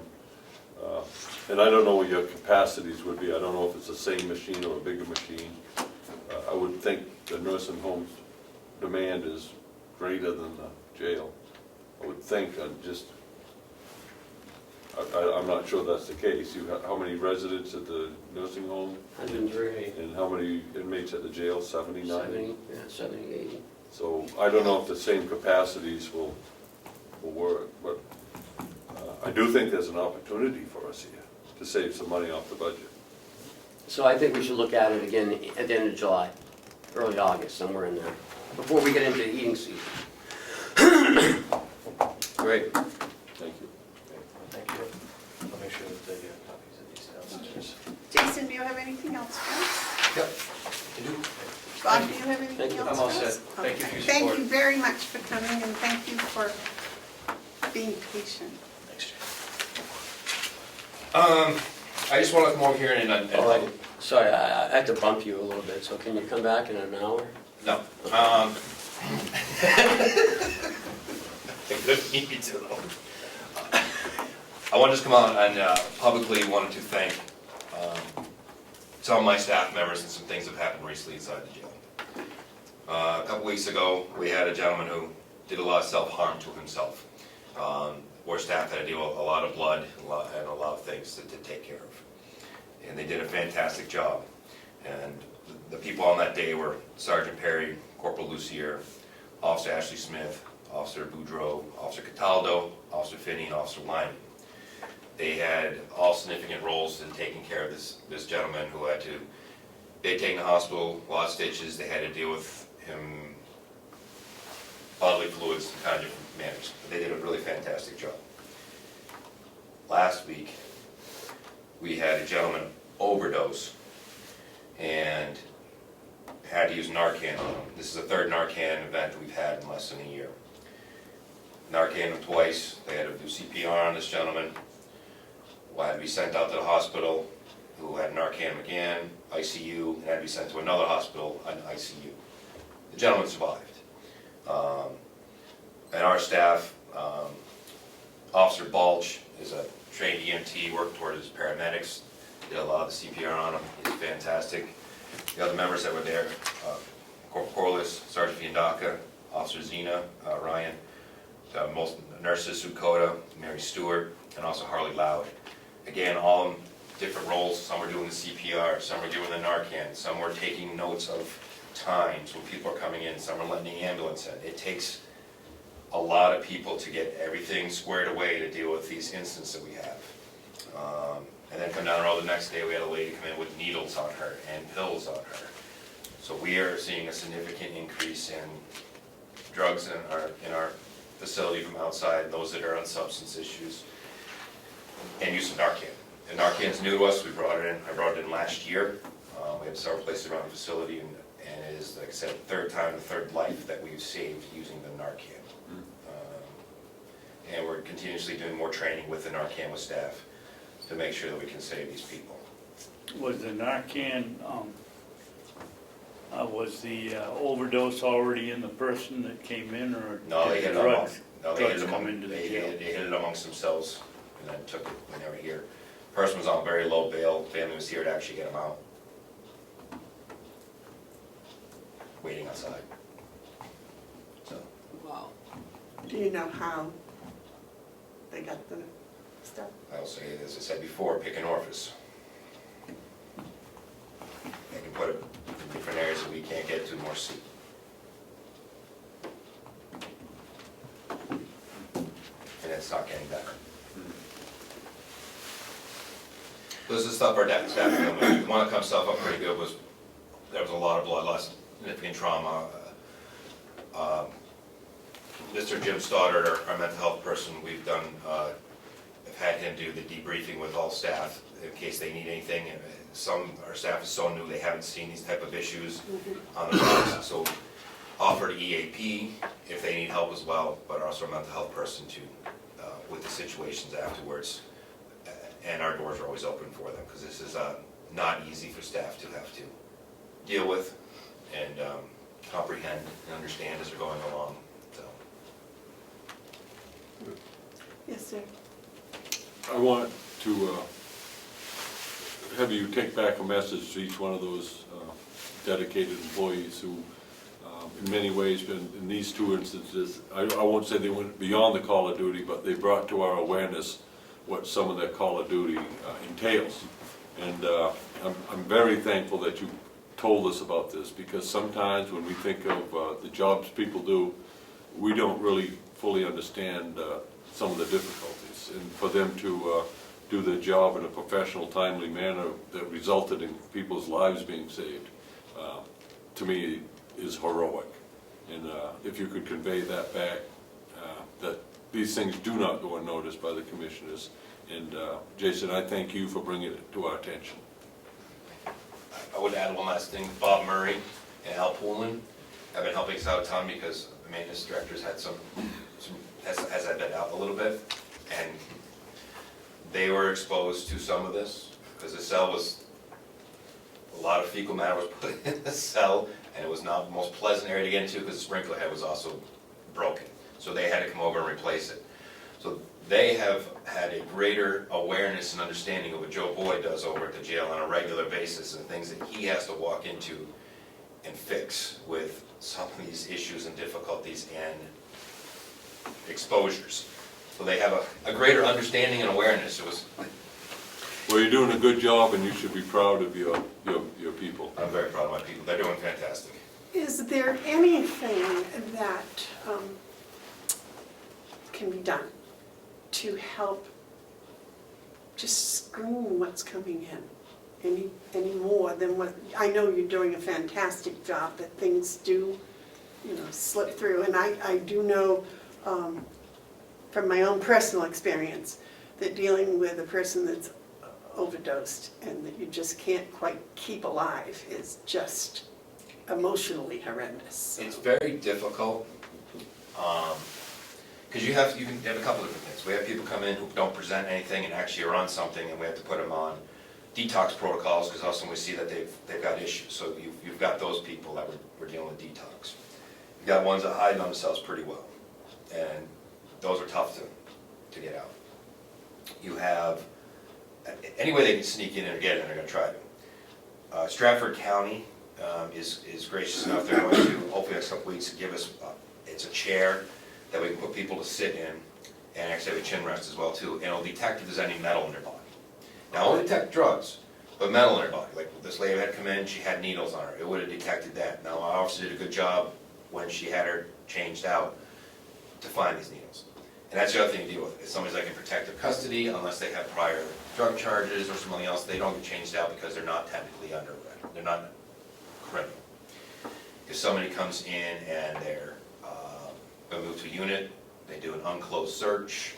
If they're presented with drugs, they get unclosed search. So there are different criteria of the searches that we can do by law and by nature.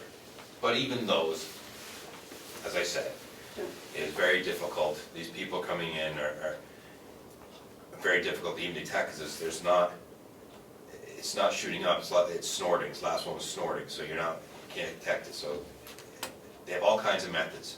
In the past, I've had people, when they were shooting things up, a little thing called a trap door, where they take a scab, lift it up, needle underneath it, put the scab back down, you never know they had a needle mark.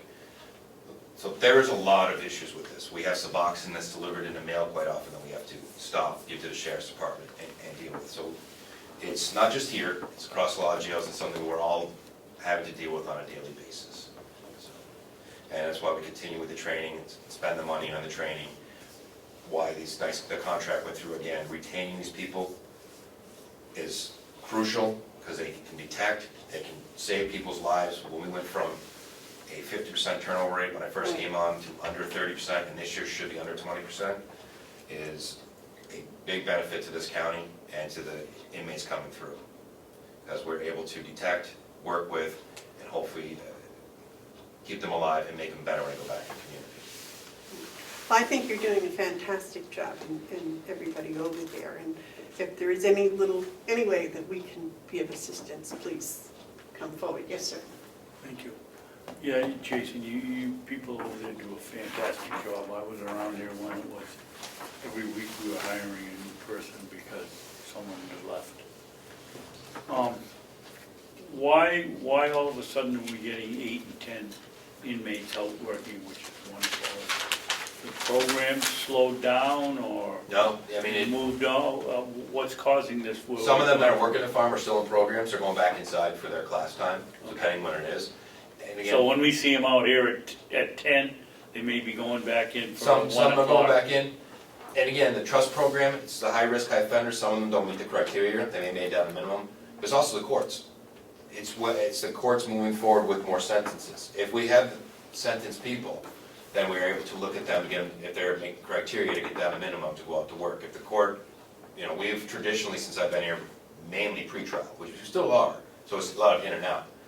So it's in waves. Right before the holiday season, the courts don't necessarily give people sentences after the holiday season, so ebbs and flows, and it's really up to the court. So we put everybody out that makes criteria that can go out, is best outside with what the DPW needs. And they're working with us because some of those inmates are still in programs, so they send them back in. Or they might not be able to go out in the morning and then go out after their program. So it's a combination of both. And I think the county attorney is getting cases through a little. Yes, I think felonies first is going to be, as it moves along, it's going to be helpful. And we're working with them too. We're still tweaking it. It's moving along. Thank you. Anything else for Jason? Thank you so much for coming and thank you for waiting because we were a little late, but Well, you guys are great. It was good. retry. County administrator, would you like me to stick around for a little longer? No, did you have anything else to do today, or just? Oh, I noticed that you and Commissioner Bevard are going somewhere next month. Yeah. Yeah, I just got the information. Actually, I have it down on my list. Sandwich Fairgrounds. Oh, Yeah, the Pathways from Silence to Solutions at the Sandwich Fairgrounds, Myself and May Jim. 16th. 19? 16th. 16? what is that about? That would be, that's a sandwich, that's one sandwich fair. Yeah. 2 years ago, they had a drug summit there where they brought in everybody in the community talking about the epidemic that was coming through and how they may wish look at combating it, what programs they could do, where everybody was kind of at, and bring it to awareness. This time around, the focus is on what has changed in the last 2 years and brought in to help deal with this situation. And myself and my mental health Jim Stoddard will be talking about the trust program and some things that are going on inside the jail on our end of the positive stuff. So this time they're trying to focus on what's been going on positive. Yeah, it also looks like Michaela's gonna be there as well. It was large last, I bet there was 200 people there last time. They just asked me to come and input what the commissioners have done, or are doing, to help support what's going on in the community. No, I only had 3. I already have this.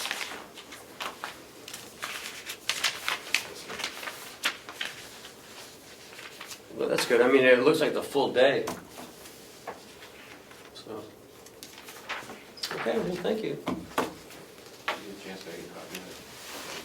It's probably in your email, because I got it in my email. It's an agenda.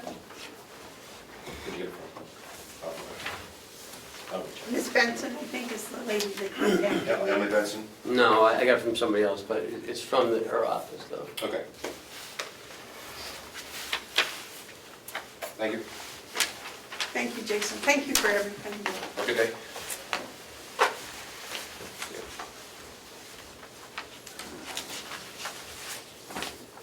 The school contract is next. Yes. We just need to know what we're gonna do with this thing. I mean, we're gonna, you know, I did change the dates. That's what we were gonna do, and then we were gonna sign it, right? Well, I don't know, I mean, I don't know, you know, I changed it to signing this year, but I changed it for 18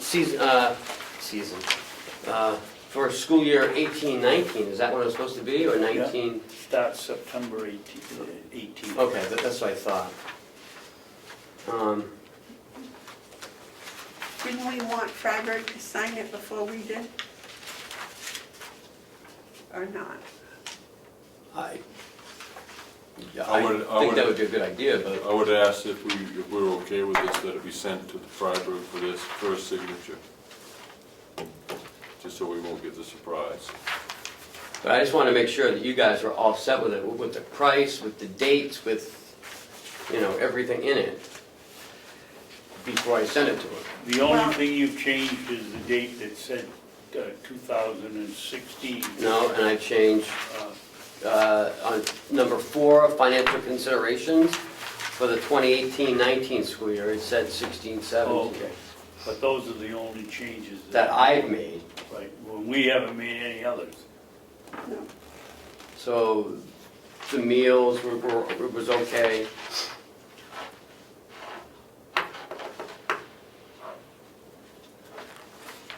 Well, I'll defer to the chairman of the school board. Thank you. I think we should ask Ken to write a letter to Mrs. Mayo and ask her if she would have Freiberg, or sign for Freiberg Academy, so that we can sign ours when it comes back to us.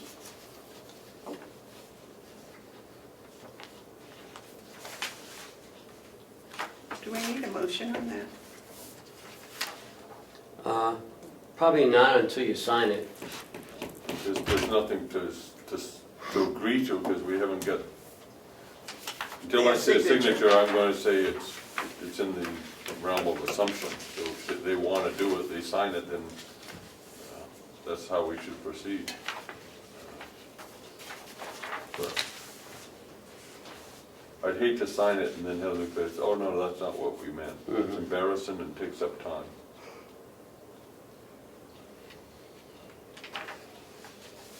Them signing it is their way of telling us that they're okay with it. before we sign. I did have a question on number 6, on the medical attention. Hale's location shall be responsible for payment for all such medical attention. And so is Hale's gonna be responsible for it, or? Yes. Or is the parent?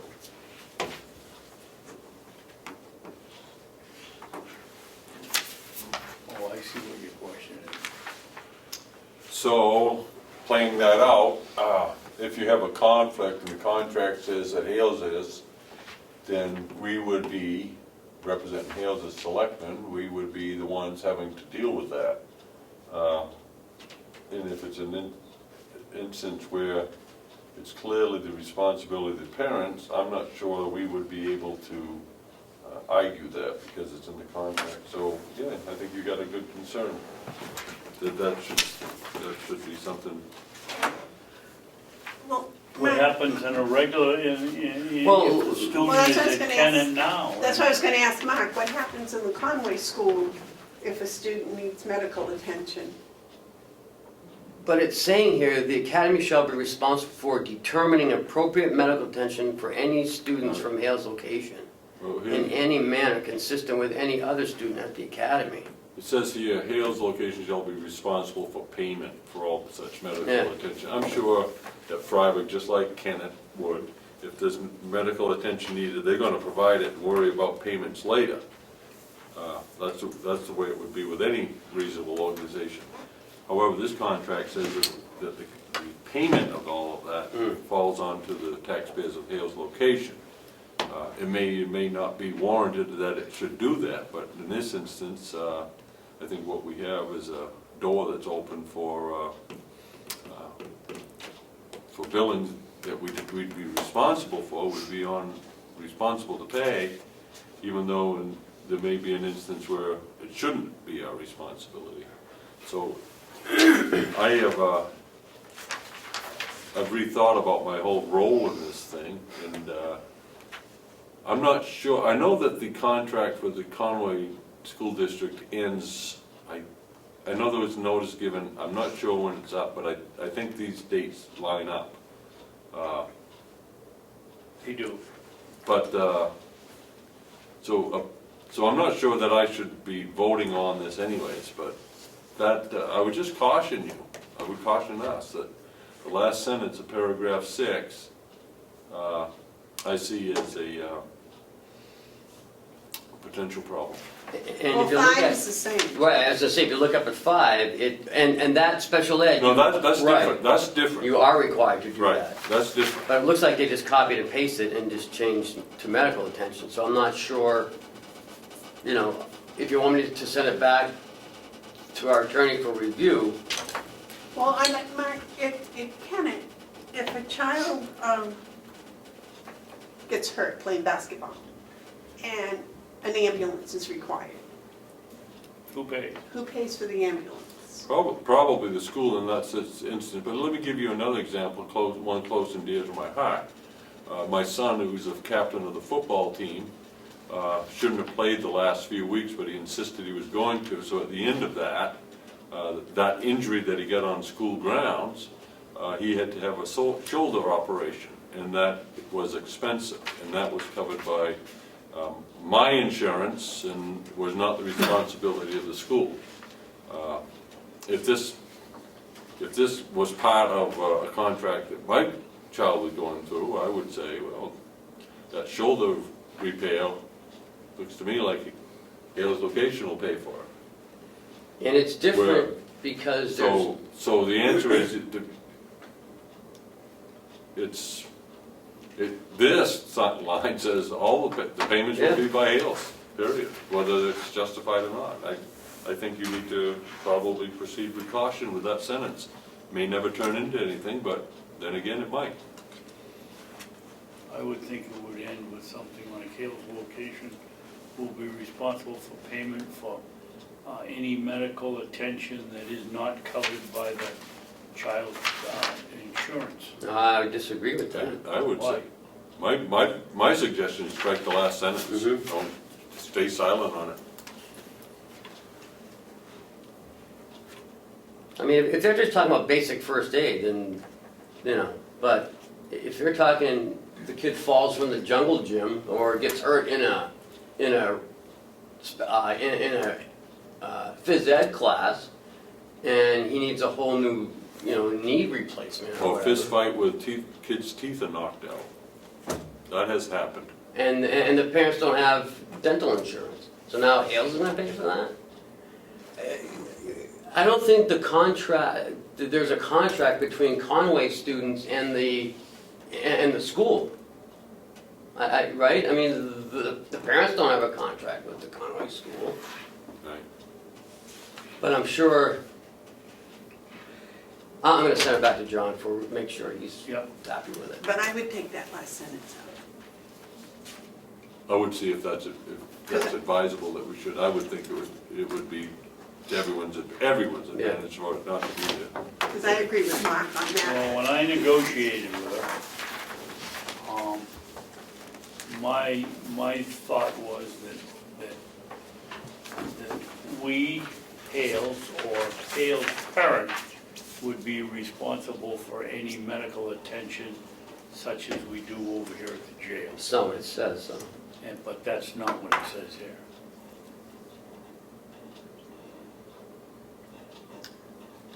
Okay.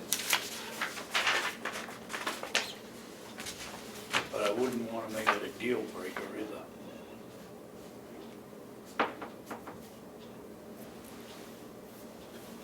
Well, I'm sure we can work something out, some amicable. Is there a deadline that this has to be signed? No. September, Huh? September. This has been going on since I've been here. No, we've So there's no already deadline. notified Kenneth that the students will be done there June of 18. You got a year to deal with it. Yeah. Probably shouldn't take the whole year, but. We had to give them 3 years warning that we wanted to pull the students out, so we did that. Now, we did that after we went up and talked to Freiburg, and they gave us this very, very good offer in my estimation. And now we have to sign it. Okay, So I don't think there's a deadline on it. all right, so that one sentence is They the know only. that students are coming, I told them 2, 3, maybe 4. Unless they have a rush of high school students, which I don't think they will. So you're going to take care of that? Yes. Yes, sir. I don't remember seeing a copy of this electronically sent to me, maybe it has been, but if not, if I could get one, just as it sits now, without any change, I just want to talk with some people about it. So right now, I'm just going to call this a draft.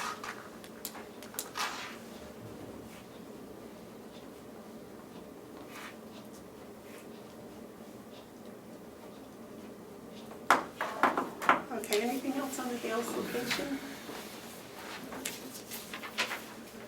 Okay, the next is the hiring policy.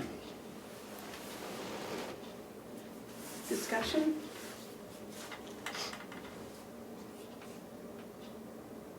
Have you had time to review the 2 drafts that you were given? Come up with any suggestions, additions, changes? I did. Yes, sir. Okay. This one is good, except as I was going through it, some of the processes don't line up with what we currently do. Example?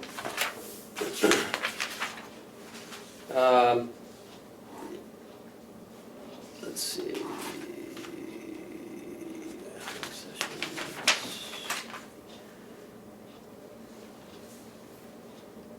On page 3E, disposition of the candidate's record keeping. HR will keep any notes, resumes, electronic emails, or paper documents used during the interview process for 2 years after the hire is made. In our retention policy, it says 3 years. So there's a contradiction between what is here and what's in our policy, so. Just change it to 3? I don't know.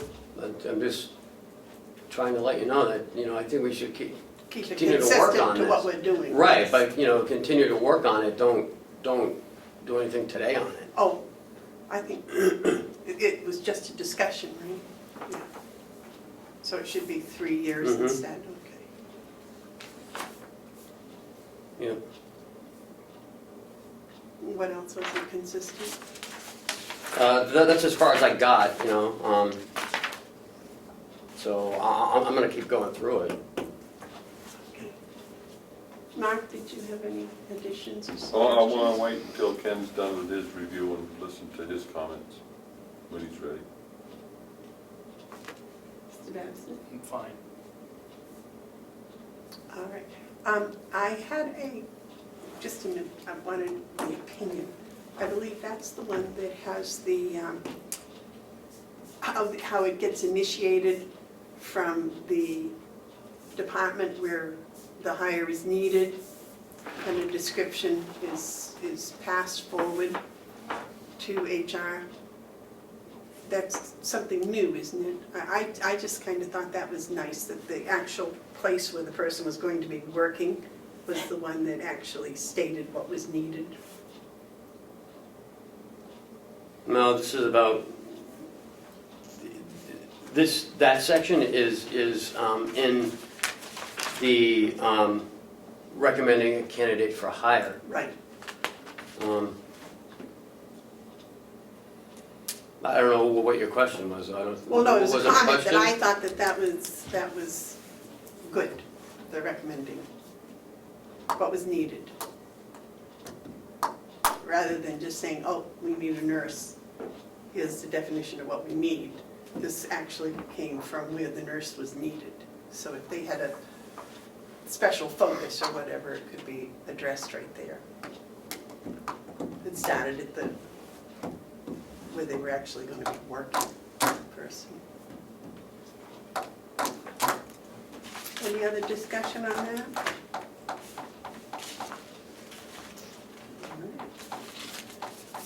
Can we move on to the hiring folder? I mean, yeah, the hiring Well, folder. I did it. The yellow folder, I'm sorry. Do we have anything in the yellow folder? Yes, Cheryl actually typed up the RSVP letter to Mary Stevie.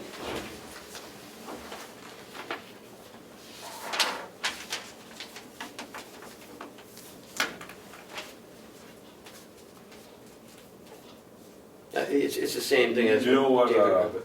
I might suggest, because this is such a important letter, that the chairman might read this for the audience, so that this can be shared a little bit more widespread. I think that's a fine letter.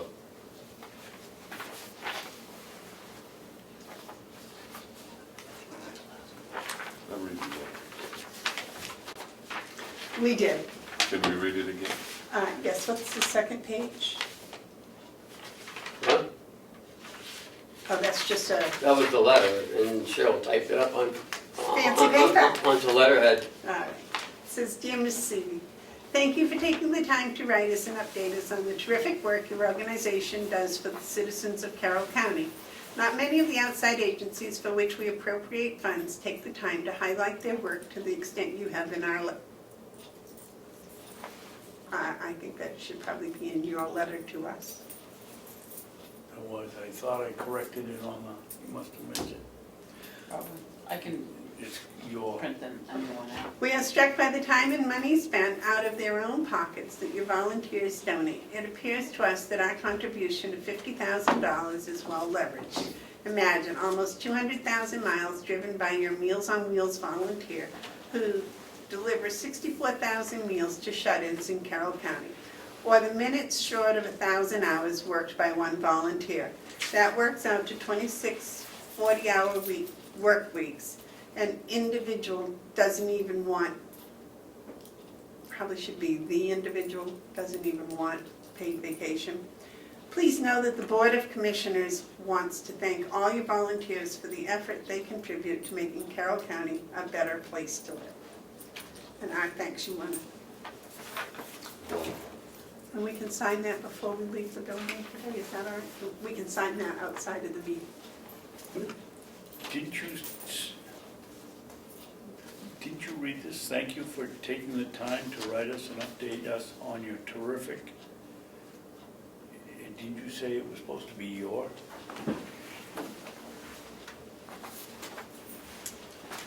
So, 3 words in. Our letter to us. It should be your letter to us. Oh, okay, that's where you are, I just read it because you two gave it to me, I thought it had been.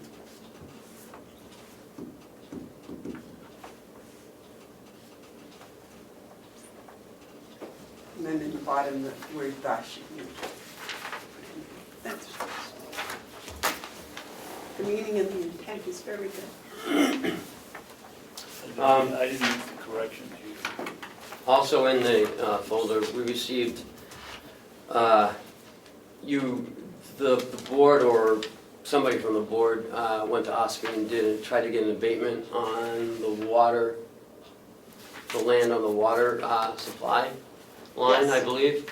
It's a 20% tax rate, yes. Yeah, and that's just the Board of Selectmen's denial on that. Right, Um, because apparently it was the 20%. I had not understood that they already did just the 20% evaluation originally. Do you know what year that was?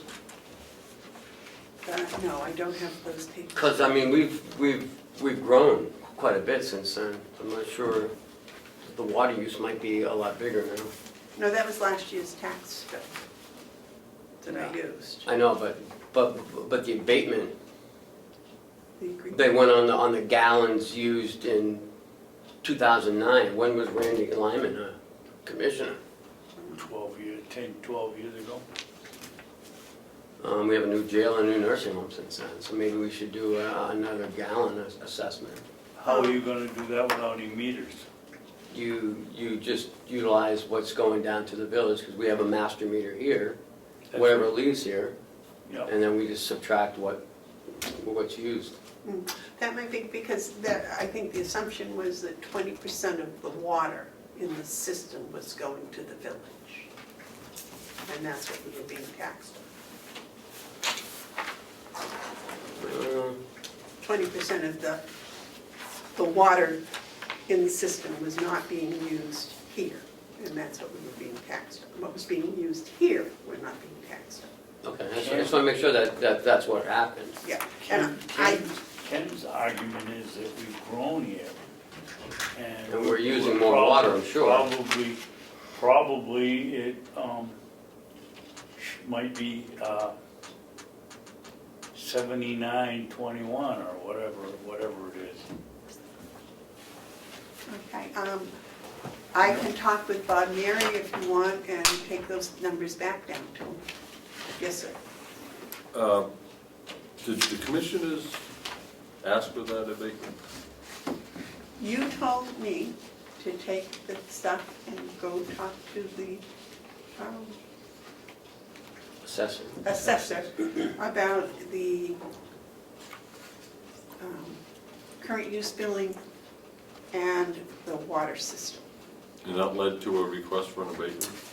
Yes, because, and it was partially a misunderstanding. When we had talked about it, we thought the whole evaluation for the water system was $268,000, and that apparently is actually the 20% that it was supposed to be.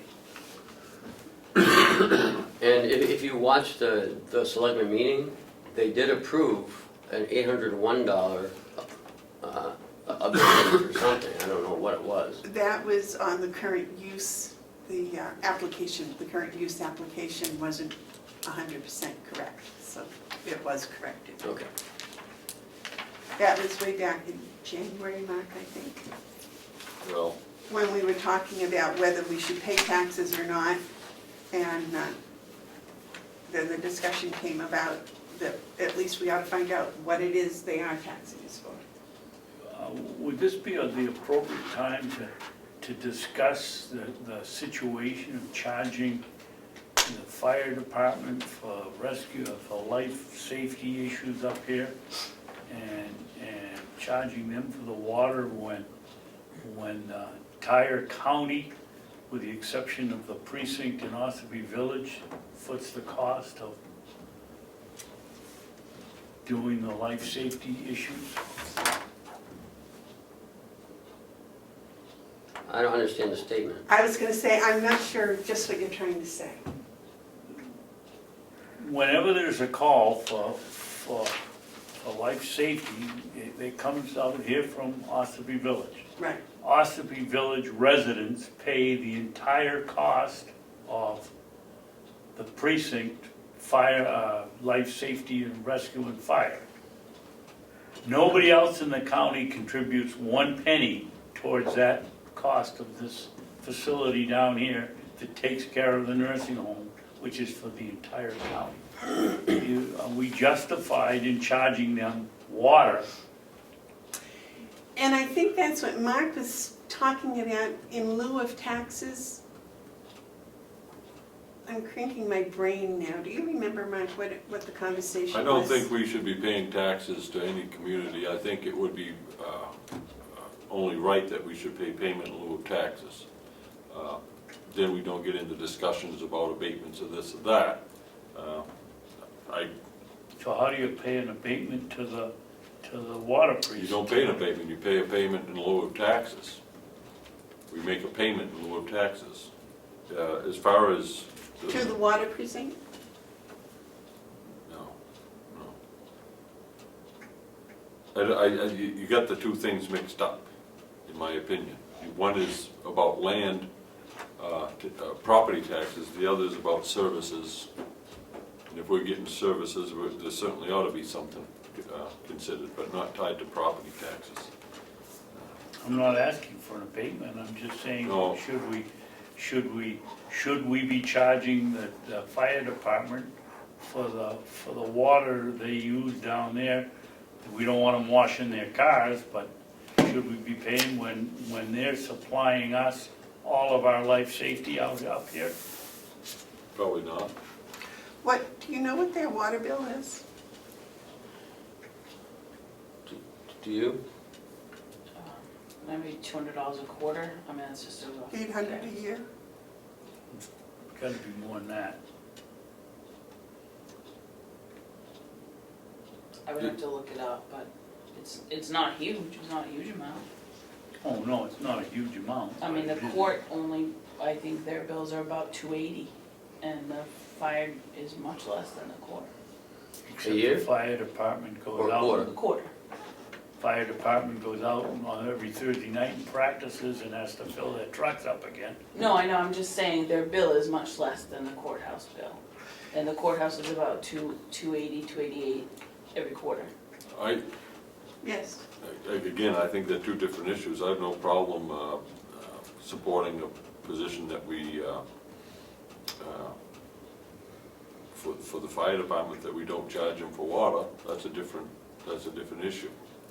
To me, anyways. Now I have a question as to the finances and how the water is, the bill is revenue, and it goes under the DPW as revenue, is that correct? General fund. So the water, the money coming into the water comes into general fund I believe so. from the money, so it's Yeah. not revenue for DPW, okay. Secondly, if we do in lieu of taxes, It's called pilot, payment in lieu of taxes. and we gave the value of the water, $800, to the fire department, would that be a more open way of showing our support for the fire department and what they do for us than just not billing them for the water? Well, that's two different issues. My whole point. If we're gonna give them a pilot, that would be to cover the costs of running the ambulances up here, running the fire trucks up here. They now have 3 full-time firemen as a result of it. 2 years ago, we made 90 calls up here. And that we would give them a pilot for those services. I'm talking strictly giving them a break on the water, not in lieu of their taxes, or giving them a pilot. I'm talking about a pilot and not charging them for their water. But I only brought up not charging them for the water. Right, because I kind of think that Ossipee Corner Fire Department may be getting a rough deal in this situation. They are. The people who live in Ossipee Village are getting a rough deal. We're paying for all of the services for the county from the 300 or 400 families that live in Ossipee Village. We don't get any money from the town for our fire department. You pay the tax, So- you pay Ossipee's taxes, but we don't get any of it. So then maybe we should just contract our emergency services. And then we don't have to worry about that. No, Well, you're getting it for free now, so why would you Well- wanna pay the money for no. contract? That doesn't add up. Well, and the fire department response is absolutely fantastic, I believe. I just think. But we're not talking about that, we're just talking about, giving them a break on the water. So we'd lose $1,000 off our revenue projection. We could do it next year, if the board was so inclined to do something like that. Well, that's why I'm wondering if we need to do a pilot to reimburse them for their water use. Or can we do that? Can we just give away water? Yes, Mark? We're trying to make something that isn't the discussion. Pilot would be in lieu of taxes, so you can't start talking about that until we start talking about the whole tax payment that we make to the town of Ossipee. Instead of paying those, we would do a pilot. How that's divvied up is for a different discussion. So that's that. As far as charging the fire department for water, I don't think that that's just, and I don't think that takes any more than just correcting it today. If we send them quarterly bills, and very easy to stop doing that without any further discussion. I'll make a motion that from this point on, we don't bill the Ossipee Village Fire Department for the use of water, and that we inform them that we're going to do that, but we don't expect them to be washing their cars out front of the building, or behind the building from there, or washing their cars because they're getting free water. I believe it's called Ossipee Corner Fire Department. Yep, it is. Okay, do we have a second? So what was the motion? Not to build them anymore. Is that just, we're not to build them for water anymore? Yeah. That's period, I don't. For Ossipee Corner Fire I Department. don't want to put the logic behind it, just, that's the motion. Okay, I'll second that. Okay, all those in favor? Discussion. Oh, discussion? Go ahead, you want 'em? No, go ahead, David, because what I'm gonna do, for the sake of transparency, is to ask that we table this for next week so that people will have a chance to respond before we take action. Because there may be something going on here that we're not aware of. I think it's a good one, but I'd like to Okay. I'd like to table this, give other people a chance to catch up with us before we implement it. Maybe someone will come and tell us, we can't do this. Okay. So And I if there's no believe- rush to do it, Commissioner Babson, I would like to, I would like to table the motion at this time. I support it, but, Well, if we table it, there's no discussion. yeah, but I haven't made the motion to table yet, because I wouldn't want to okay. stop discussion.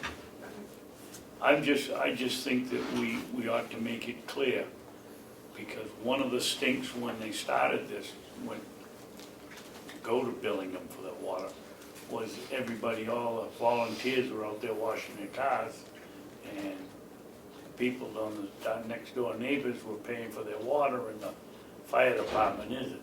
I just want to make clear that Chief Riley knows that we don't expect the members of the fire department to be washing their cars. This is for the fire department only, and we're not gonna charge them for their water in exchange to help with the service they do here, and that's it. But we don't have to put it in the motion.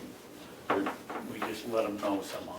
Yes, ma'am. I think that's good thinking, and I think what we should do because I would hope that we would table action until next week, but in the meantime, I'd like to have the administrator send a letter to the fire chief saying that we're about to do this, but we're mindful that there's opportunity for abuse, and we're asking if he might respond with some sort of policy or directive and how he might police the use. That way, they get a chance to respond, then we can tighten it up. I think the line of communication is necessary on this one.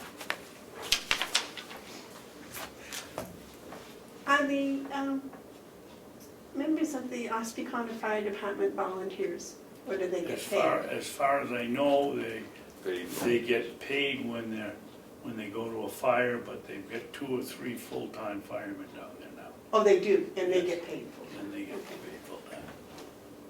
But I think Mark's got a terrific suggestion. Give Adam the chance to set his rate, let us know what he plans to do if we do this for them. Right, so then if he comes back and he says, well, we're not gonna plan anything, we don't really police this, and then we can say, well, we're not gonna do this. We need some sort of understanding that this won't be abused. You know, people get pretty tricky, and I'm not even suggesting that anyone associated with the fire department would do anything like this, but I've seen it done where people take advantage of it by coming and filling even their own house drinking water in large containers, because it's at that point free water. So I don't want anyone thinking that's what I suspect might happen, but I think a policy in place by the fire department to tell, the chief can tell his people, these are the rules. Yep.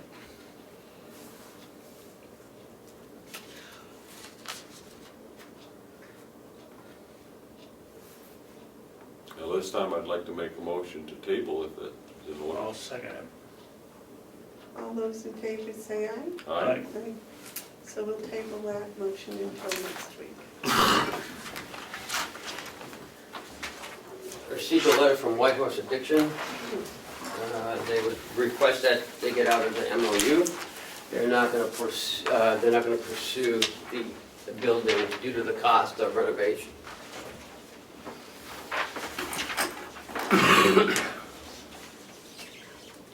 Oh, the nursing home. Oh my gosh, I thought you meant their $75,000 one. Okay.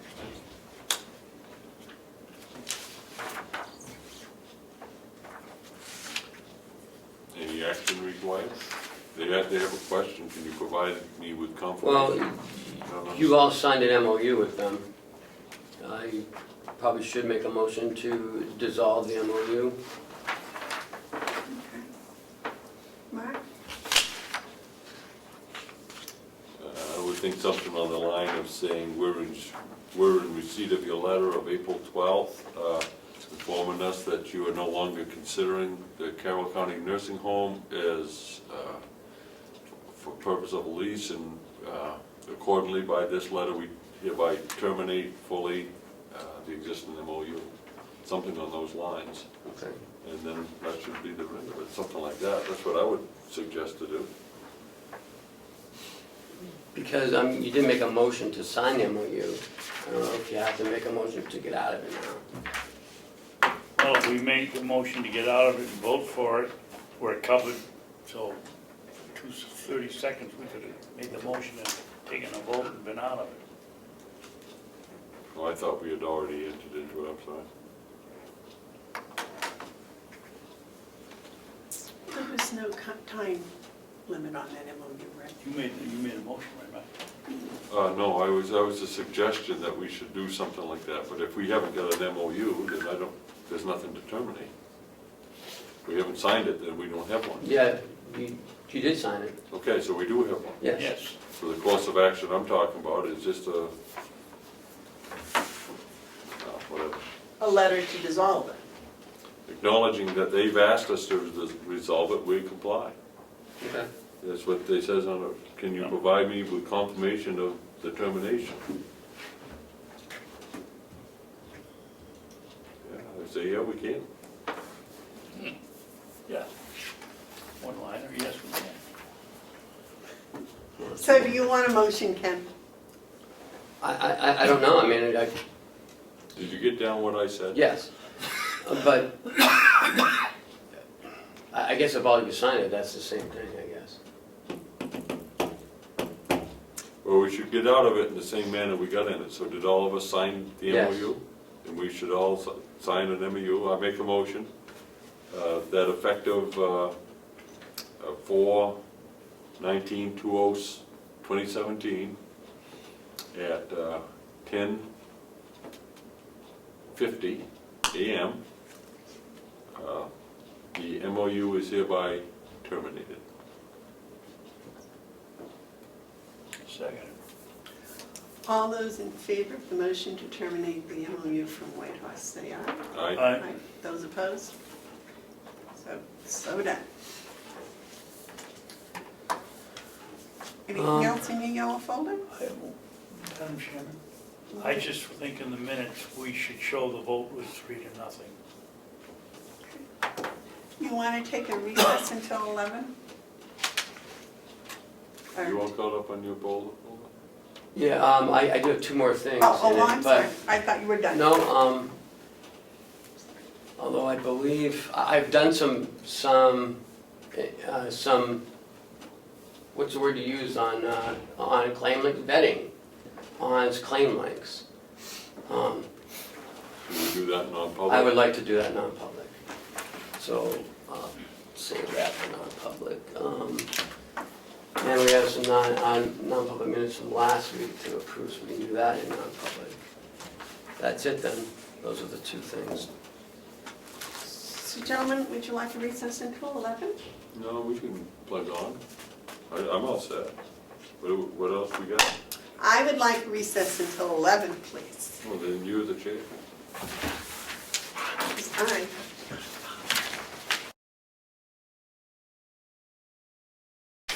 Now,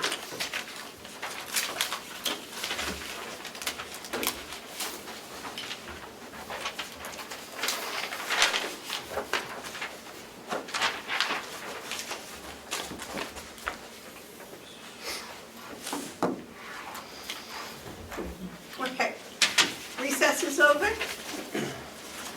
Put my money away. What is this you just gave us, Ken? Then non-public. Yes, you received that the other day. This It's is a for our This is non-public. non-public. Confidential. When did I receive this? She sent it to all of you. Want to go in a non-public? No, I want to go to a non-meeting. Okay. Oh, are we talking to Elizabeth at 11? Yes. Oh, okay. We're going to have a non-meeting at 11 with our, well, read it. Madam Chairman, I move that we temporarily adjourn this meeting for the purpose of consulting with legal counsel. You need your lines. Is there a second? Madam Chairman, I second the motion. All in favor, say aye. Aye. The motion passes. We will now adjourn this public meeting for the purpose of consulting with legal counsel. The public must leave the meeting room and the door will be closed. We expect this to take about 15 minutes and we plan to reconvene the public meeting as soon as we are done consulting with our attorney.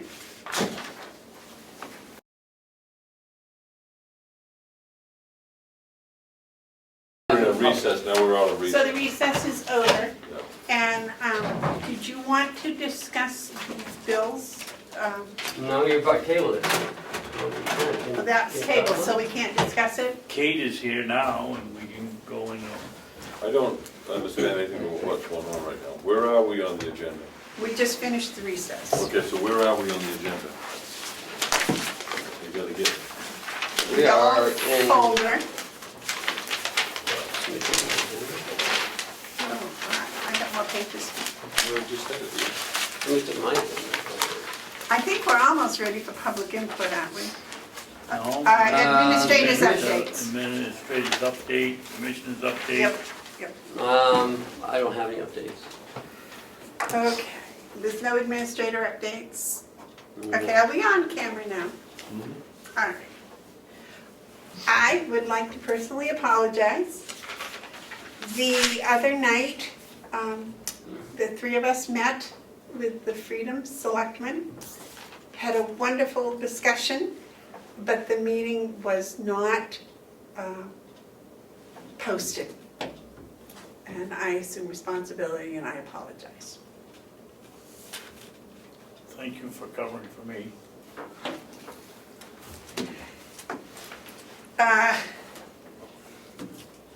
And that's my update.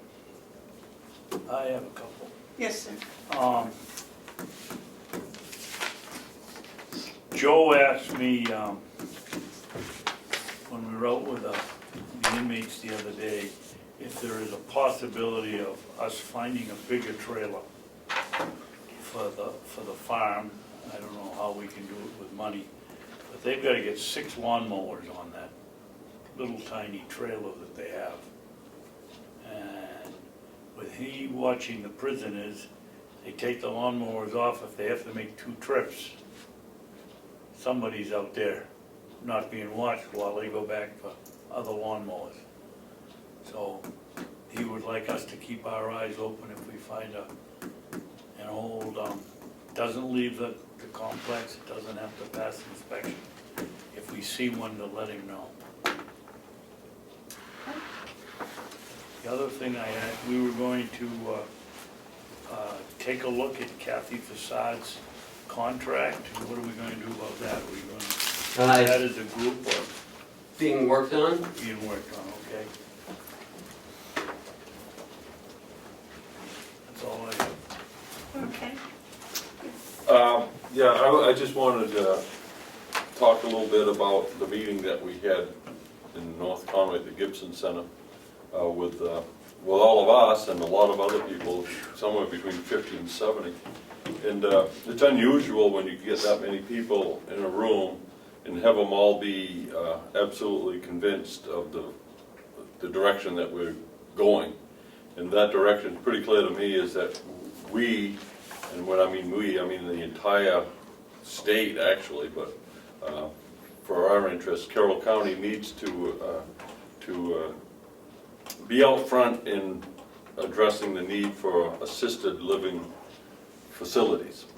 And what I do realize is this is not something that the county can do by itself, it being constructing these, but it is something that the county needs to take a leadership position because, as has been expressed, the good faith and credit of the county is what will make it available for us to be able to receive grant money to the degree that we want in the event that we should look to bond. From what the discussions have revealed, that this can be done, if it's well thought out, at no cost to the taxpayers. In other words, it would be self-sustaining because the need is so great. The need is huge. And I really am hopeful that the county will take its leadership position. And I think the first step is that we should direct county administrator and Howie Chandler to both begin working towards a strategy wherein we can begin addressing the need for these facilities. From conversations, and it's really, I don't want to disrupt the unity that everyone has now, but the conversations appears that we need both a facility in the southern part of the county and one in the northern part of the county. And I think I like that approach because we are a single county, and we have the political will to get this done. We have the interest of a U.S. Senator, a U.S. Congressperson, a governor, and I think a good number of the delegations. Now, that's not to say that there aren't going to be objections here or there, and and fine points, but I would hate to see us get off to this wonderful start and not take the next step, when the next step is really quite simple. That is to direct our staff to take a leadership role in getting this project going. We need those facilities, and we need to start talking about it in more detail, more finite ways now. Yes, sir. There are only 8 assisted living beds in this county. Right, 8, and they're not Medicaid beds. right. So really, we have no beds. And you take that with that startling statistic that George Cleveland brought out. He called it a factoid, but it's, I don't think any of us heard this until he brought this back, that the poverty rate, and by itself, poverty rates might not seem like much, but the poverty rate in the Lakes regions, according to what he said, was 11%. Poverty rate in northern Coos County is 13%.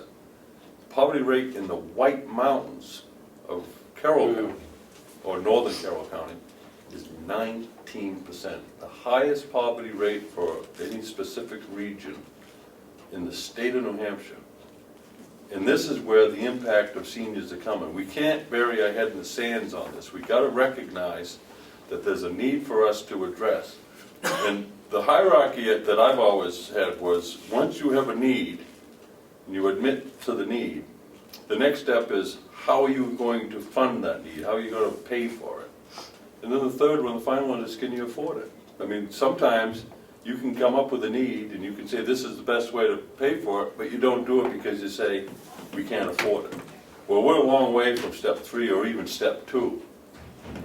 But we need to move from step 1 to step 2. And I think that's why I would like us today to take a vote to direct both Ken Robichaud and Howie Chandler to begin in earnest finding out how we can next proceed to pay for it. Well, I agree. I don't think we can afford not to afford it. Really.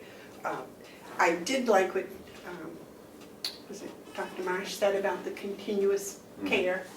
And I think that should be part of the investigation to see the whole process. I've seen places that have that, not for Medicaid recipients, but for paying public. Right. And they work very, very well, and they're very popular. Our people are here because a lot of them were born and raised here, and a lot of them have chosen in the course of their lives to come to live in the mountains and the valley, and I think they're going to stay here, so we cannot afford to ignore this issue. I think right now it's probably on the borderline of being a crisis. I think if we, as we go forward, if we today can instruct Ken and Howie to move forward with this, it'll prepare us, because through the whole due diligence process, we will have legitimate concerns from people about this. And I think we can help by starting early to address some of those. I think we get strong support from the delegation, but I also suspect that we'll have some delegation members saying, the cost is prohibitive, or, what do we do, after that? So I think there's a lot of work to be done, but if we don't start with what we have, then we're missing the boat. And what we have right now is almost unbelievable consensus to move forward, which to me is a directive that the three of us should move forward today by laying that out, that this is what we want our county staff to look at. Yes, sir.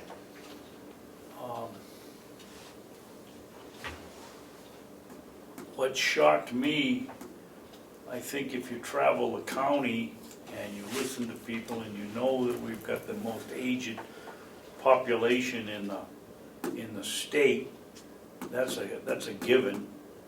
The first thing I would like to find out is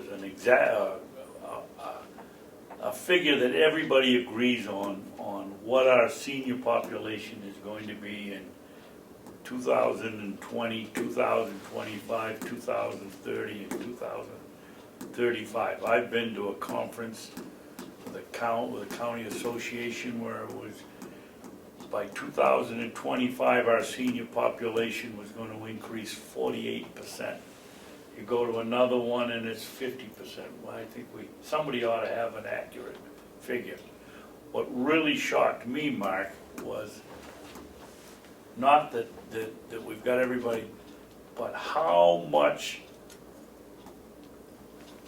how, I don't want to know what the word is, freedom or, when the guy got up and said, I can't plow the snow anymore because of liability Yes. insurance, or I can't shovel the roof, I think one of the things the delegation could do is go down to Concord and like the equestrian law and the Good Samaritan law, change it that if you're plowing your driveway or shoveling their snow, they can't be sued.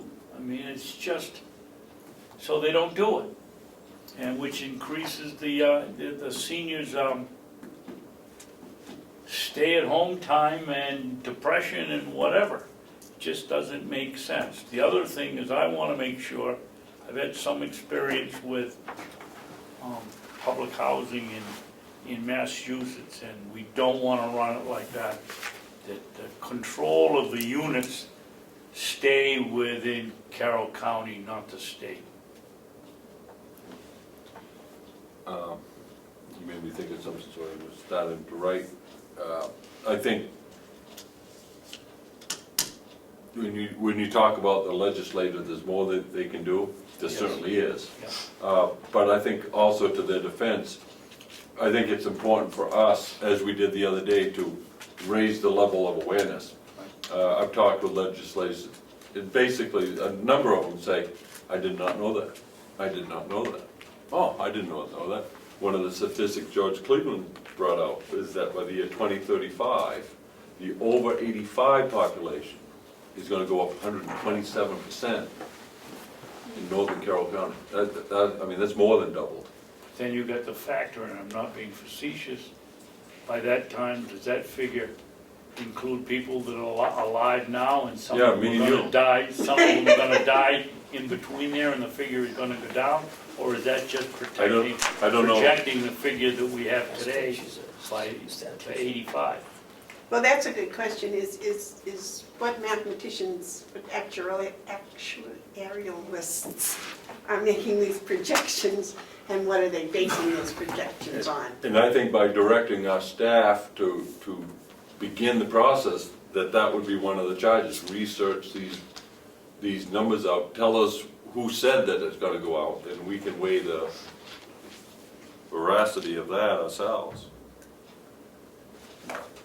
I'm writing a motion, if you give a moment, I'll finish it, so I won't have to say it twice. I think it was a well-attended meeting from all facets of the elderly. Meals on Wheels, we had RSVP, we had We had The Conway. all of the providers. Yeah. What surprised me is we didn't have the number of the public that I thought would be there. We were eating in the room adjacent. They had to have 50 people in there, and only a few of them came into but all the providers all over the county, which I think was wonderful, were all there and all aiming in the same direction for once. And it was good to see the legislators there as Yeah. well. I mean, there was, I think, 6 or 7 of them. It was good. It was great. I'm almost done. But, you know, and I think that the fact that the elderly that are living below the poverty level needs to also be addressed, because that's the only way that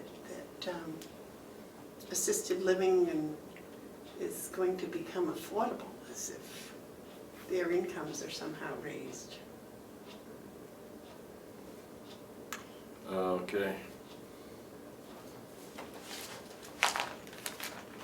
He prints like a typewriter. Who said the elderlies are a treasure? I did, Oh, okay. yeah. I've been yes. called a lot, but never a treasure. You are, sir. You have a motion. Yes, sir. I make a motion that we direct county staff to begin preparation of a needs assessment report and recommend next steps to address how we can construct assisted living facilities in Carroll County. If I get a second, I'd like to talk about why it's. I'll second it for discussion. I think what we need to do is go with where we got solidarity with everyone, and that is on the assisted living facilities. Everyone's in agreement, we need to do that. However, I don't want anyone to think that this motion minimizes the other aspects of what we need to do.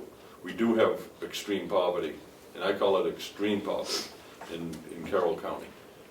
We do have shut-ins, we do have isolation.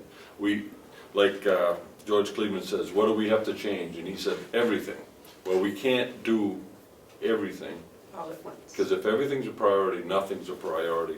And this has to be the priority. I believe that's the case. And I think that the other stuff, the other issues fall in line with this. Because whatever issue we're talking about, if we don't have this, they're gonna fall short. But with this, we can do more. And I think it can be done, from what I talked about, again, at no cost to county taxpayers. But I'd like to have the support of this so that county staff knows that this is something that we really want. It's two parts of it. One is the needs assessment. I think we should have that in writing. And that would be one report. The other would be a recommended next step to address how we can construct the facilities. The needs assessment doesn't necessarily have to be inclusive only of this. It can include all the other stuff. The recommended next step, though, is a different component of the motion. So there's two parts of this that I think needs to be done. Dave? Thank you. Commissioner Hounsell, why are you so hung up on no cost to the taxpayer? We have a responsibility to these people. Well, And if it costs us some money, we've got to pay it. Well, I'm not saying that I wouldn't support if there was a cost to the taxpayers. From what I understand, that this is the beautiful part of it. I know We need somebody it. said that we could Yeah, get it. and so that's why I want to see the next step. I don't know that we can, I don't either. but it appears as though we might be able to, and I'd like to have that all taken care of. Now, the reason I say that in part is because I don't want people to just say no out of hand because it's going to cost too much. We don't know what it's going to cost. We don't, and we don't know what type of revenues or bonds or grants or programs or R&D money. I guess there's R&D money that might be available according to what Chuck Henderson was telling me from Sheen's office. So I don't know that, but, and I do want to make it clear, if it ends up we do have to spend money for this, then that's what we have to do. But what I've been told so far, and this is what these reports will bring us, is maybe it won't. Well, somebody We're said up. that Monday. Yeah, and I wanna, But in a needs assessment, it would say that, right? I mean, No, we the should be need- identify it. no, the needs assessment would be a report of what the needs are, would have the statistics, the Whether numbers. we need 1,000 beds or 500. Where we need one in Ossipee and one in North Conway, or whether one centrally located, whatever. Whether it's an add-on, no, not even wouldn't even be that, it wouldn't be that. Needs assessment is really to talk about, How many people need? talk What's about needed. how desperately we need this.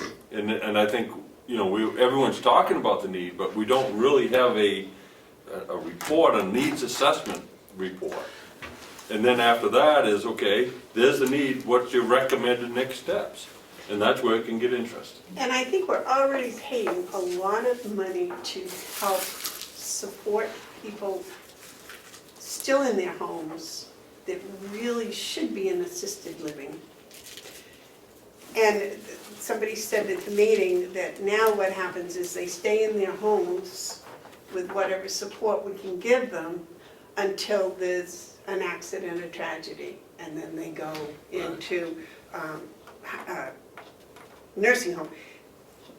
But they're in their homes longer than they actually are healthy being, and if they had an assisted living, that time to go to the nursing home would be postponed much longer. There wouldn't be that catastrophe accident that happens, yes.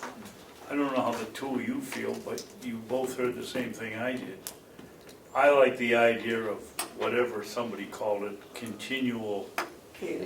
It's continuum of care. continuum care. What happens at a bar? I'm really not interested in wasting my time on an assisted living facility if what we really need is a continuum which makes sense. You, like the Taylor homes, you progress as your lack of mobility increases, you move up to the next level of care, and I think that's what we should be, especially if we're gonna do any building here and they're right. Well, and you're right, it's that continuum of care, continuity, continuum. Continuum, yeah. Is really where we want to go, but we won't be able to do that if we don't have assisted Well, living. we gotta have a need, You gotta have assisted living facilities That's to the provide first for, because we can't continue the care because we don't have those. Well, today what we have is from in-house with all the services to where they're really in danger, and then when something tragic happens, they end up in a nursing home. So this would fill that Or in the gap. hospital. Yeah, this would fill the gap and make that independent, semi-independent living You know, over a longer period. we had some interesting stories told us, not stories, but accounts given to us the other day. And one that just keeps coming up because I think it speaks to the independence of senior citizens in our county. B.J. Parker, the welfare officer for the town, although I don't think they call them welfare officers. She got a call from an elderly woman who needed help. And so B.J. said, well, okay, so you need to fill out the food, figuring it was for food. Said, no, I got enough money for food. I can't get out of my house because the snow's in and she could only shovel so far. See, that should be part of the needs assessment. We just gotta start talking. well, that's what I was talking Yeah. about, the liability of shoveling the snow. Right, but we need to assess those needs. We have people who are shut-ins, who for whatever reasons don't reach out until they're apparently in a snowbank. That letter, you read it again today to RSVP, and we met with the Gibson and the Ossipee Concerned Citizens. There's a lot of people that do a lot for seniors, and they're doing it without enough resources. Anyway. And a lot of them are over 62. So I know when I talk about seniors, I'm talking about people in their 80s and 90s. But I'm sure when my son talks about seniors, he's talking about Me. people over 62. Yeah, So, yeah. it's a perspective thing. We're gonna have a vote on this? Okay, the motion's been made and seconded. All those in favor, say aye. Aye. Those opposed? All right, the motion carries. Thank you. All right. Want me to make the motion? Are we I'll make ready a- for non-public now? No, you got public comment on it. Yes. We have public comment? Oh, yeah, it's up in the Public comment? forward area,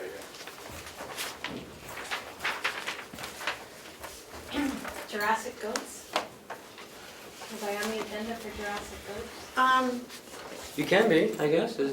if it's public input. Public, yeah, Is it public input? sure. Yeah.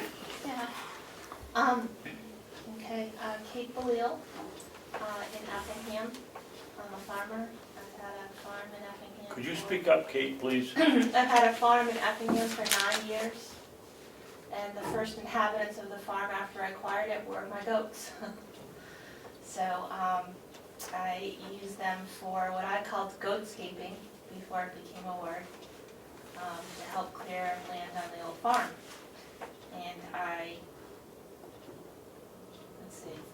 Well, let's start with property. I saw the article in the Conway Daily Sun saying that there was about 4 acres on the county property. One of the commissioners, and I'm sorry, I forget who, suggested you see if someone wants to put some goats on there. So I'm interested, but only if I can put my hives on there too.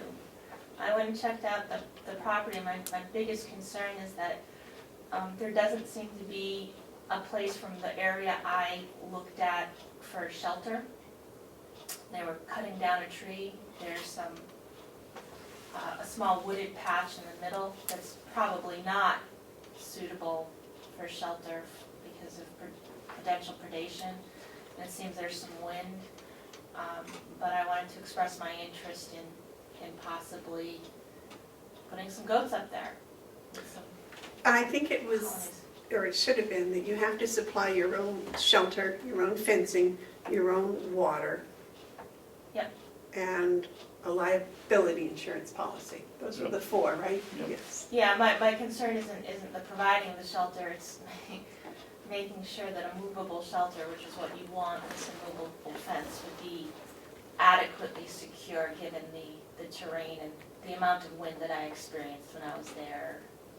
Monday, maybe, Tuesday, I forget which day I was there. What are you planning on putting in there, a tent? No, probably something a little more substantial than a tent. Well, what would the wind do with it? Well, I'd have to figure out if I could anchor something down, if something that was more secure, because there was a good wind, and I'm not sure if it was just that day, so. No, it's there. From the terrain, it looked like that's probably always windy. Right, there's always a west wind, is it, that blows there? Out of the west, yes. Now, I know about as much about goat farming as I would about brain surgery, but you need to have you're gonna have 4 acres, so you take like an area and you fence it off so that they're concentrated in that area, and then you move that fence in the shelter to another? Is that how that works? So there is some labor involved with tending goats. Yeah. And who's gonna, have you been to the mattress factory to see if they can, you can make an agreement with them for the water? I wasn't able to get that far. There was a tree cutting operation in progress that impeded my progress down the road, and I had another appointment. So since I was going to be here today, I thought I'd just let you know that I looked. My main concern was that I have to look into seeing if any shelter that would be reasonably portable would be able to withstand the weather, and that's my only. That's my only concern with the idea, but I'd be happy to explore it a little more. I need to know a little bit more exactly on what the boundaries are you're looking at. So. How do you lug the water in? Do you do that by hand? I mean, how many goats you talking? And Well, that depends on the area. I'll get into why I might be having some goats not on my property for a short period of time, which is sort of related. When I first got my property, the well wasn't working, so I have 50-gallon plastic buckets and spigot. I also you can do rainwater collection. There is quite a brook there, and you can get little solar pumps and pump it, and there's a lot of different ways you can get water. Again, it has to do with, I want to know a little bit more about exactly where we're looking at, what the boundaries are. There is a pretty good marshy area. It's fairly large, so I don't think I'd want any animals in there. would you be there every day or some part of a day to see them? Yeah. Because you'd have to feed them out. But teenagers are 4. Yeah. Most likely it would end up being part of one or both of my girls' 4-H projects. How about the insurance? I just have to look to see how I expand the liability. I have an LLC, my farm's an LLC, so it's just a legal thing. Well, your farm may be an LLC, but because you're an LLC, you don't get insurance, you have to buy an yeah, insurance yeah. somewhere, have farm insurance of some sort. Yeah, I'd have to see about expanding it to a leased property, Leased and have property. it for actual lease. But you could get us an insurance certificate. I absolutely would be for any animals. How many animals did you anticipate bringing down? Depends on the size. I don't know enough to answer that at this point. It's goat season, and I usually get wethers. Area to sort of train them what to do. What part of the year do you want them? Would you want it? Well, if I put my hives there, I'd want it through at least this time next year. You'd winter them there? Again, I have to make sure that the temperature and terrain is suitable. Well, I guess that's the one thing I didn't put in the ad, that, you know, we're not wintering in goats, we're just leasing out the pasture for 2 or 3 months for the summer to gnaw it down so we don't have to brush hog it. But could we do two different things? Do the summertime for the goats, but you need a year for the bees? Yeah, I don't move my colonies. Oh, that's no problem. Yeah, because Really this is the time of year when I look for places to put my colonies. right now, yeah. The bees would be an advantage to us because they pollinate the clover. Yeah, anything we can do And the with blueberries, but, And that's actually my primary interest is, I've got goats that could solve your problem and I need a place for my bees. yeah. And Oh, I'm down Now, on it. I had envisioned some sort of housing on a trailer that could be easily moved. Yeah, I mean, that's. And that would be solid enough to lock them up at night so that if there is any predators, it would keep them safe. And that had occurred to me, when again, I have to have a little bit more idea of where it is, because as I walked down along the wall, I did not find a break in the stone wall where my pickup truck, which was relatively small, could even fit through. So I don't know, I have to learn a little bit more about where I come in and out and We'll bring the hay everything. equipment in. what? We'll bring the hay equipment in. Well, that's why we're getting rid of it, they're not haying. I know that last year he did. There are two entrances. One is from the high producing field, it's a continuum. And then there's one where they cut down Where they the cut big down the trees. trees is an opening. Is an that you opening. Go through, but that's the wettest. We saw it yesterday where you said all the water goes Right. into. That's where the, Yeah, that's over a culvert, so there's no way That's you're gonna the, drive. that's the wettest. well, that's only access. You know what might be a good course of action for us to take? Go take further look at it. Find out if it does meet your needs for transportation, get your vehicle in, and whether you can get a movable shelter. Come back with more than just your interest in bringing something back in writing of what you propose. It doesn't have to be fancy, just, you know, what you'd like to be able to do in the time that you'd like to have it. And what I need is a clearer idea of what the boundaries are of the area, and I did put together a group of people who are interested in doing a hay cooperative, but the other business that I have for the commissioners might give you an idea of why that's been a little bit on hold. Well, I don't know, you're mixing two different things. Yeah. I'm talking about goats and Well, you bees. said talk about this as the area you're haying, and you're not haying anymore. No, I'm not talking. No, we're not hanging Okay. that section. Because it's wet. One of the things that we do here, and I'm hoping someday we'll get away from it, we seem to bring other topics in on the one we're talking about, so we're not on the same topic. Before you know it, we're talking about something that hasn't anything to do with what we were talking about. We're talking about goats and bees, not hay. Okay, what I need before I can give you what you'd like and what I'd like to give you is a clear idea of what the boundaries are, specific boundaries for this parcel. I found the regular one and where the egresses are for truck and equipment. And I don't have time today, but I'd have to come by next week, and even if it's just a sketch on a map, I can read it, especially if there's any. Yes, sir. Kate, the boundaries are coming down the road, following all the road down to the mattress factory, just past the mattress factory, along the tree line into the field, which goes in and jags and goes up. When you get past the two great big trees that have been recently cut down on the road, perpendicular to that down to where the line comes from the mattress factory over. And that's Okay, all it's hoping. okay. All right, I'll go back and take a look and get some measurements and come back with something in writing. And check out your And insurance check out my policy. insurance. Thank you. Thank you. Any other public input? Okay, sir. Do you have any more public input? Well, I'd asked for a non-public session. Yeah, so- so that's coming That's what next. we're doing. On what? The stuff that's leading into the non-public session doesn't need to be non-public, if you'd like it to be in public. Well, I need to know what we're going into non-public for, if we're going into non-public. We're going to non-public for the request for elimination of fees. But there's other stuff that,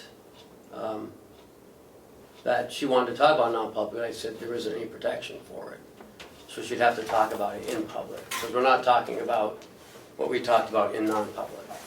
And she has to decide if she's okay with that or not okay with that. I'm absolutely okay. I can give you a brief background of why I'm here. And then also, probably for clarification, conflict. You have to speak up though, because For clarification on potential conflict of interest, Commissioner Babson is the only one who's known me outside of this commission, but that's because we served on Farm Bureau Board for a couple of years together. I'm not sure if that's sufficient to recuse yourself, but I wanted to make sure that everyone knows that.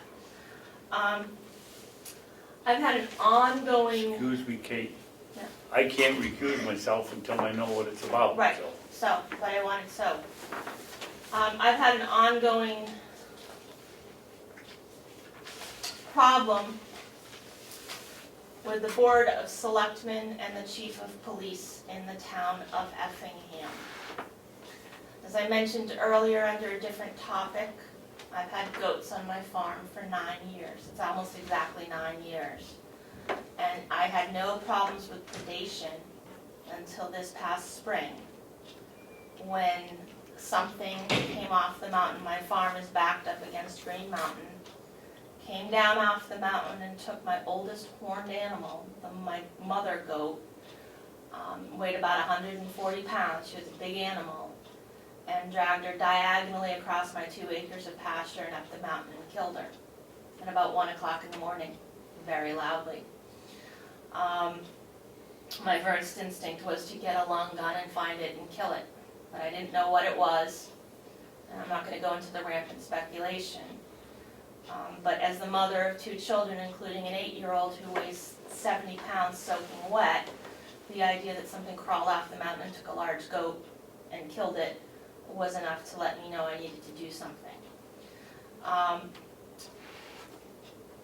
The predator was almost certainly either a mountain lion, possibly a bear, but for the time of night, or a very large coyote, coy wolf, they're calling him now, all of which are protected. And I'm not actually, even as a rancher, necessarily, I get conflicting information about whether I'm allowed to kill them. Coy dog you can shoot. I sure try. Well, I think legally you can take a a dog in the woods. If a dog is running the woods, it could be a golden retriever. Well, the challenge is getting which of the animals this was, and so that, just randomly killing things, although may have occasionally a mild euphoric effect given the circumstances, is not practical if I want to keep my goats safe. The current best practices as studied is to get what are called livestock guardian dogs, and there are a number of breeds, most of them ancient. And their job is to live in the field with the type of animal they are protecting, usually from puppyhood. And they protect against predators, usually bear, large cat, and large dogs, including wolves. You're talking a Rottweiler. No, these are guardians, and Wait. these are not house pets. They live in the field, they're not house trained, and they're extraordinarily smart. And they're different from guard dogs. A guard dog will be trained to do exactly what you tell it to do, to follow your commands, attack, stay. A guardian, in the absence of its human or humans, has the instinct and the breeding to make decisions, threat assessments, if you will, on anything that might pose a hazard to its flock. It's like a big yellow Saint Bernard almost, but bigger. Yeah. What's the breed? What, I got Moremas. They're purebred, and I got them from a breeder in Maine who was losing her farm. I got 2 litter mates and an older dog. So what they do is, the reason that they're considered the best agricultural practices now is, especially out west, they don't actually necessarily kill the predator. Usually their presence and their ferocious bark and demeanor is enough to have the predator move on to some other place. These particular dogs, there's a track record of protecting penguins on a small Southern Ocean island from predation. They're gentle with the penguins and the chicks, and they keep the predators at bay, and we're not killing, no one's killing the predators, no one's killing the chicks, and there's happiness. But they do bark ferociously. sounds like Secretary of Defense Mattis. So the general court, in its wisdom about 10 years ago, was aware of this at some point, and in the dog RSAs, provided for exceptions for livestock guardians in 2 cases. One was in the barking ordinance, because their bark is their primary defense, primary offense against predators to scare them away, and also added them to the at-large exception that is given to hunting dogs, another highly trained animal, which means that these dogs can be off immediate leash control and out of your line of sight because they are working dogs. So this was an acknowledgement of working dogs. Well, I got these dogs, and I have this documentation, and I wasn't able to make copies of it, and I've had an ongoing problem with one neighbor who files random police reports on me on a weekly, monthly basis. It's small town New Hampshire, you always have a neighbor. There's a police report, and it says, no crime involved, nothing done, no crime involved. Oh, she's making noise. Oh, I can see her door open. Oh, the windows are open. Oh, there's kids' toys in the yard. That neighbor. He knows the first selectman, or the chairman of the board of selectmen, who's been chairman for 5 years. So sometimes they have legs. Less than 48 hours after the dogs arrived at my property, the chief of police of our small town decided that, based on an anonymous complaint that he had that I cannot prove is the aforementioned neighbor, decided that my dogs were a menace to my 2 young children, and showed up at my property with a Child Protective Services agent on a level 1 child endangerment claim to seize my dogs because he felt, and I am sure he truly feels, that they're dangerous, but not to my children or me or anybody who's not. These aren't mutts I got off the street. This is thousands of years of controlled breeding.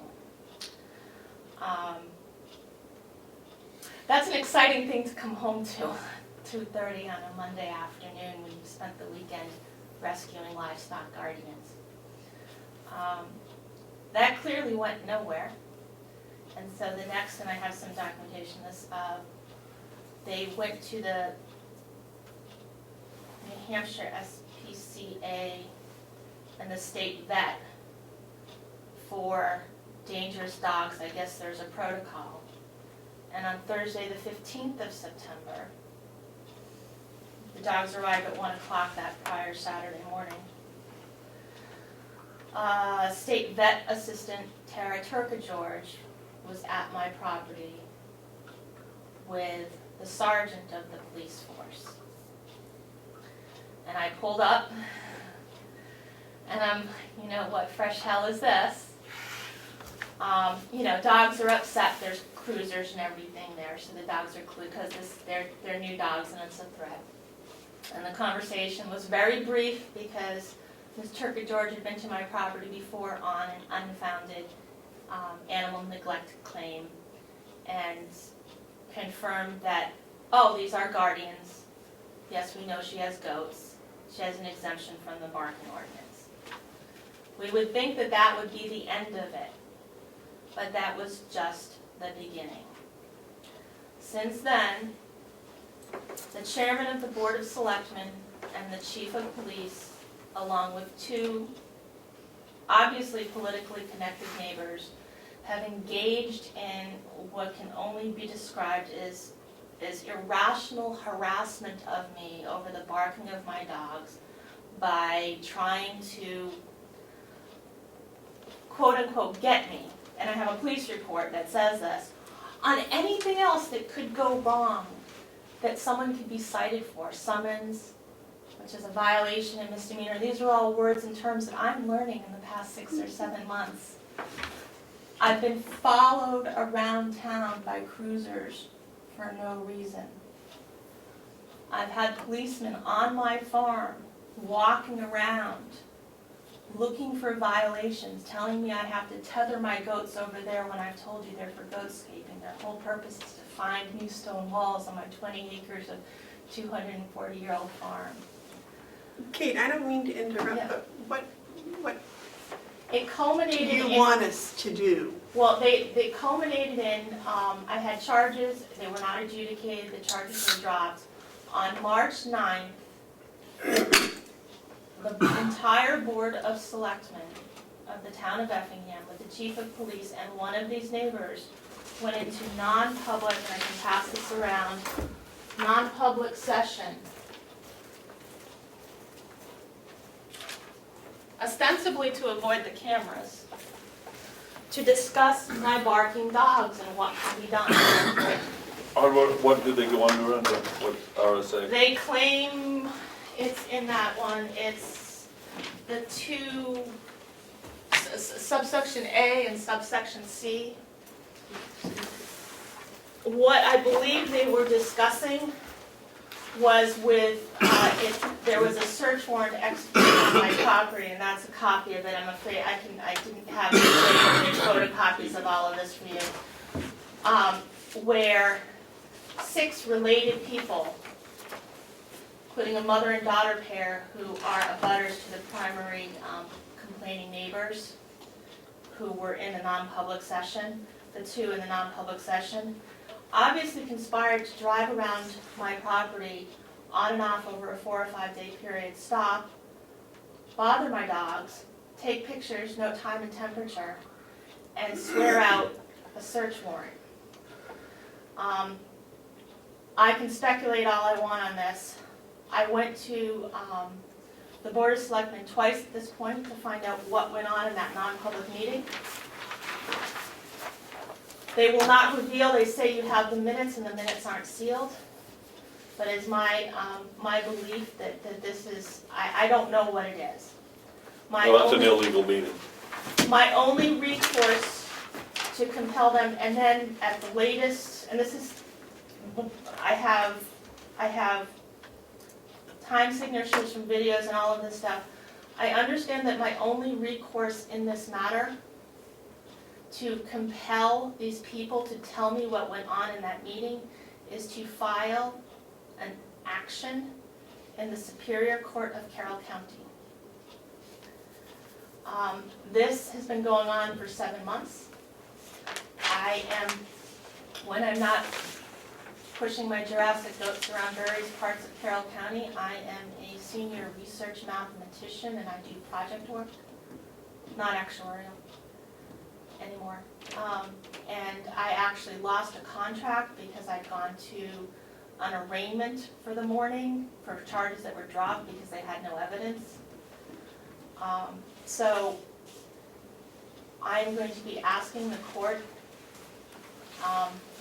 to waive the filing fees based on a financial affidavit. And whether or not we require non-public, I don't really care at this point. I'm asking the commissioners if they would consider, given the egregious nature of this, and I didn't get into how they wasted county resources on the search warrant, consider waiving the sheriff's filing fees so that I can proceed with this action, because at the last meeting, Chairman of the Board of Selectmen announced that he and the chief had such a good meeting at that non-public meeting that they're gonna do it every first Tuesday of every month when the chief is there. And this is my livelihood. They are conspiring to subvert my right to farm, which is a strong and powerful RSA in the state. And I've talked to lawyers, but I think I need what's called a temporary restraining order as part of the 91A RSA action in Superior Court, and a request for a preliminary injunction to have the selectmen cease to do this. Cease and desist on it. What are the sheriff's filing fees and what are they for? I don't know. I asked and I was told that there's a stalking order, there's nothing, but I'm not clear. The Superior Court told me that the sheriff sets the fees, so I do not know what those fees are. I have tried to get civil stalking orders. I mean, the neighbors are trespassing.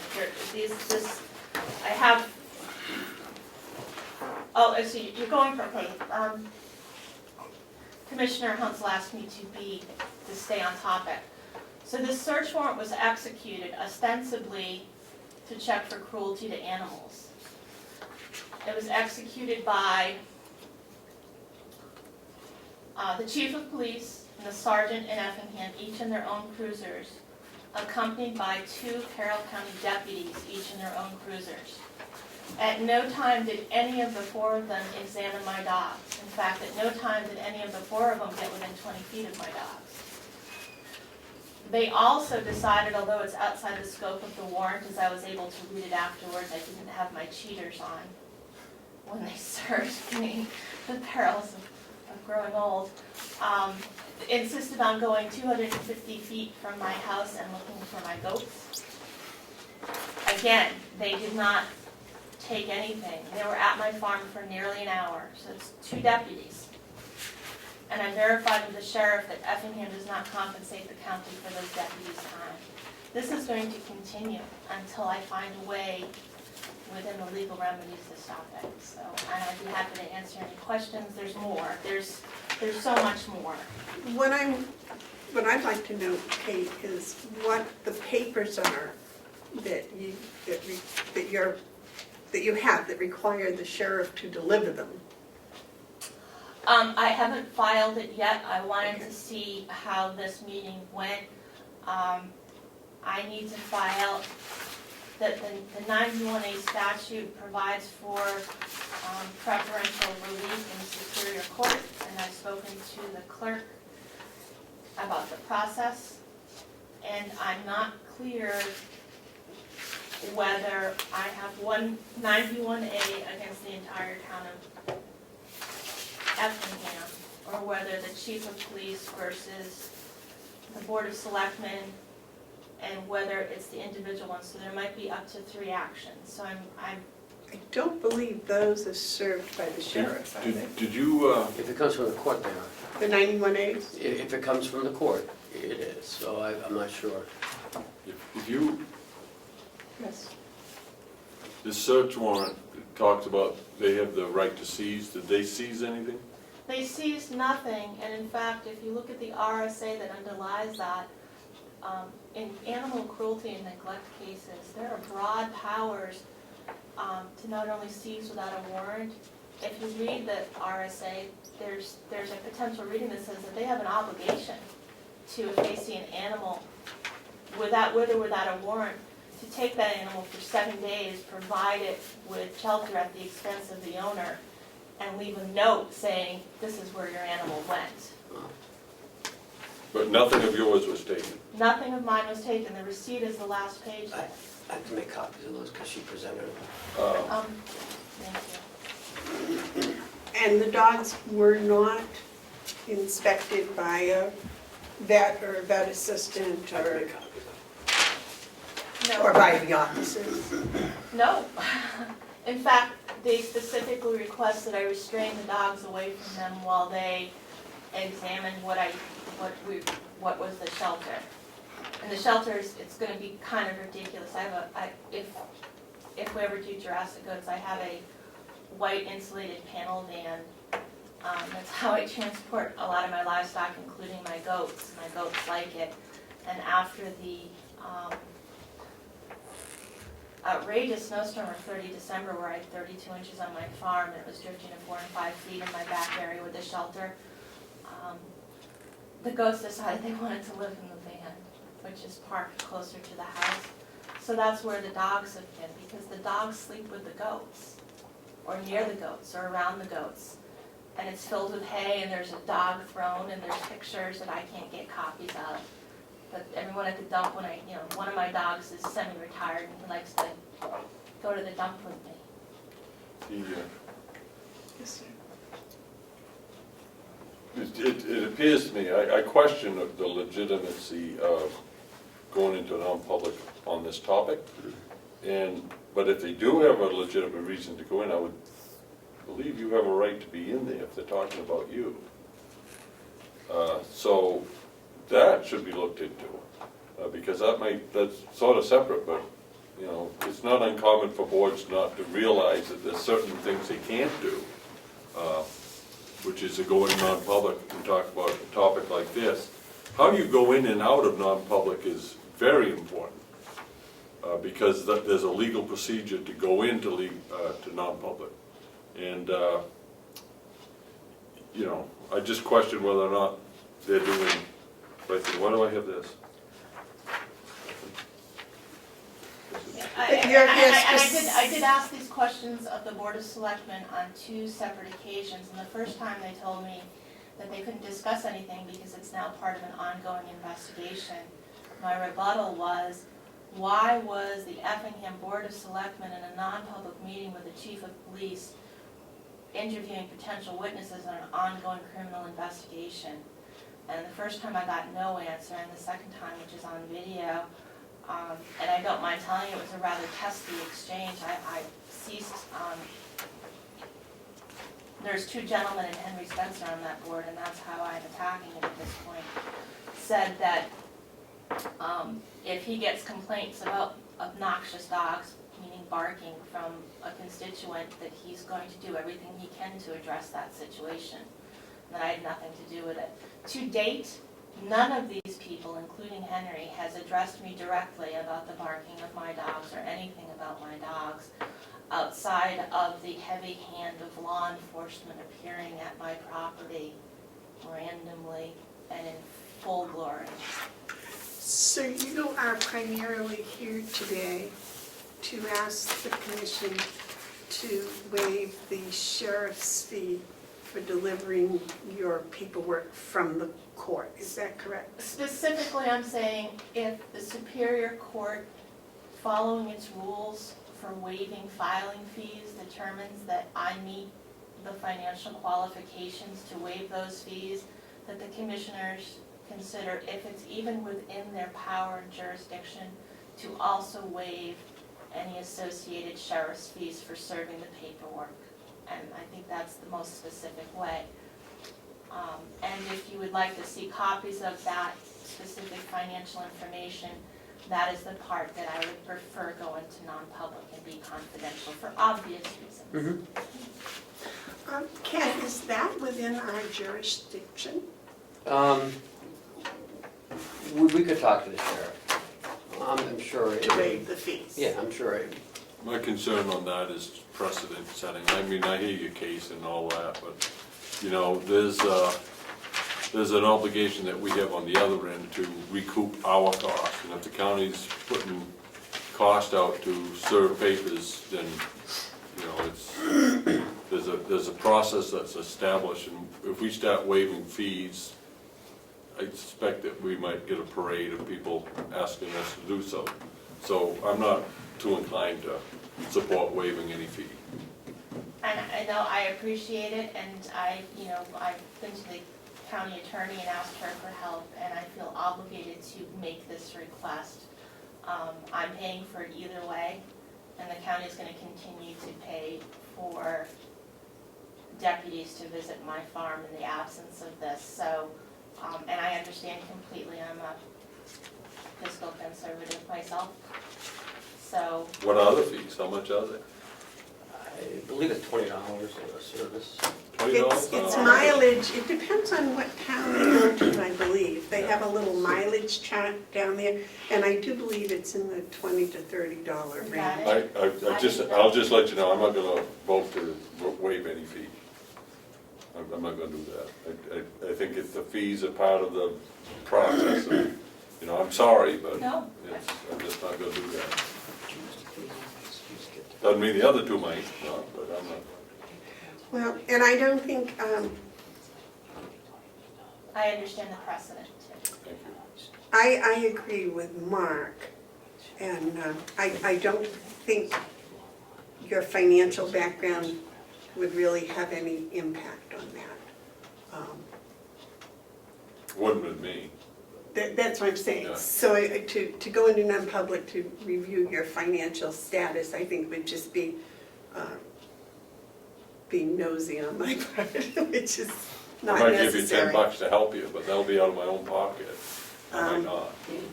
But there is a format in the non-public that, under RSA 91A3, Discussing financial. yeah, no, E, that, if someone needs, if someone wants to come to you for assistance or to waiver a fee, that we can hear it under non-public. I think it's because of that, because of the financial concerns. But she's already stated it in public voluntarily. Yeah, without. But if you were considerate and she brings in all her paperwork, Oh, then, yeah. because anything she presents here in public, we have to retain a Right, copy. I understand. You don't wanna see in that for $20. I didn't know what the fee was. I know that the fee to file these are $260 per action. That's with the court. Right. And I For what? $260 per action. For what? To file for the suit, the action. Oh, I tell you, this state does not do any favors for people without cash when it comes to trying to get justice. Oh, I have cash, Justice, but no, I you mean, can I'm give me talking about, coats. a lot of people can't come up with $200 to seek justice, so they sit without it. People with money, that's just $200.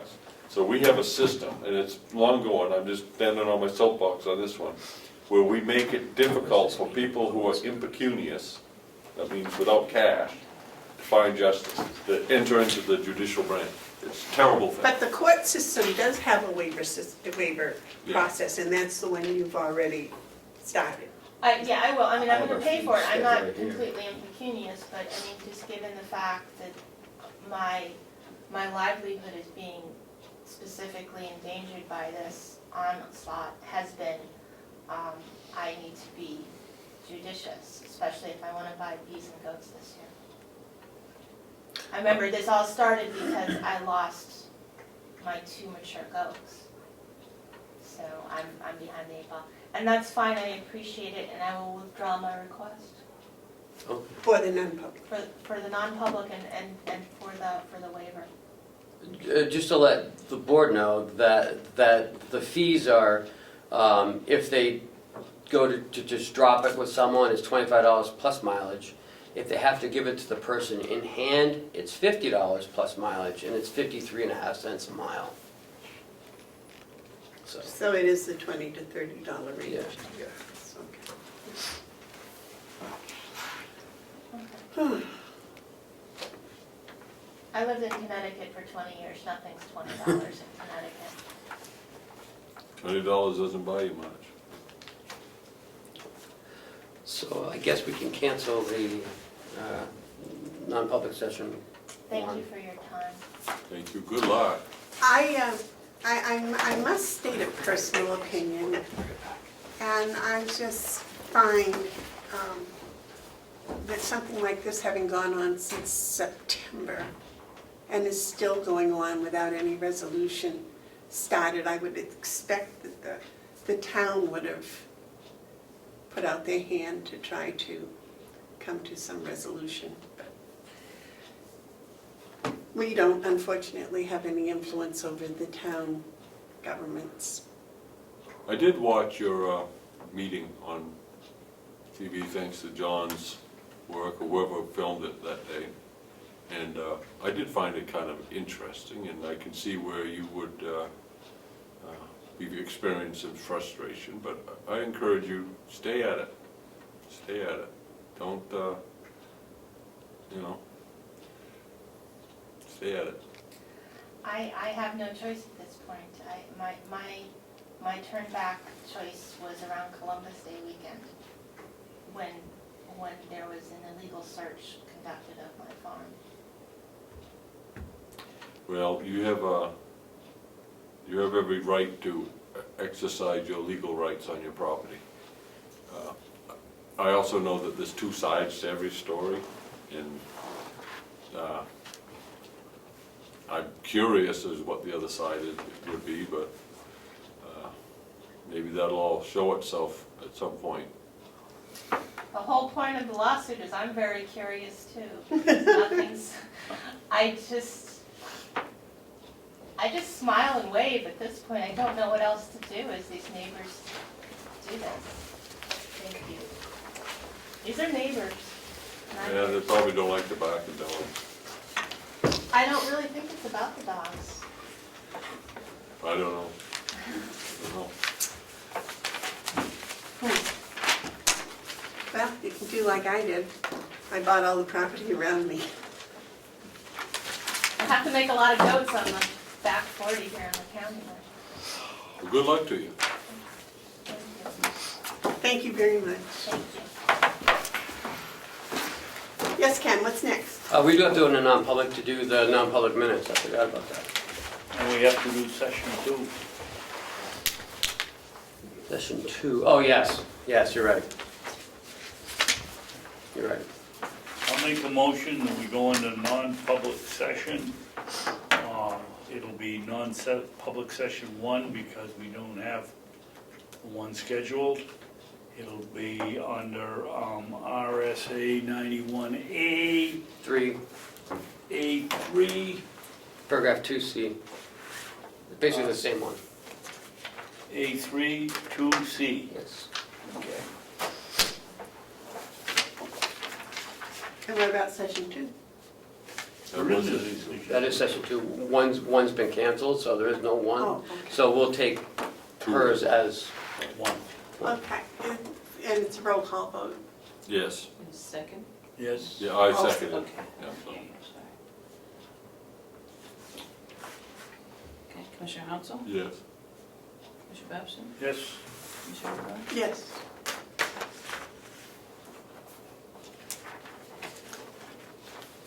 We have nothing public after that, do we? Would you like to pack up and leave, John, or you can wait until we come back and adjourn? It's a matter of whether or not you want to wait a few minutes and I can get it all back on. We can wait.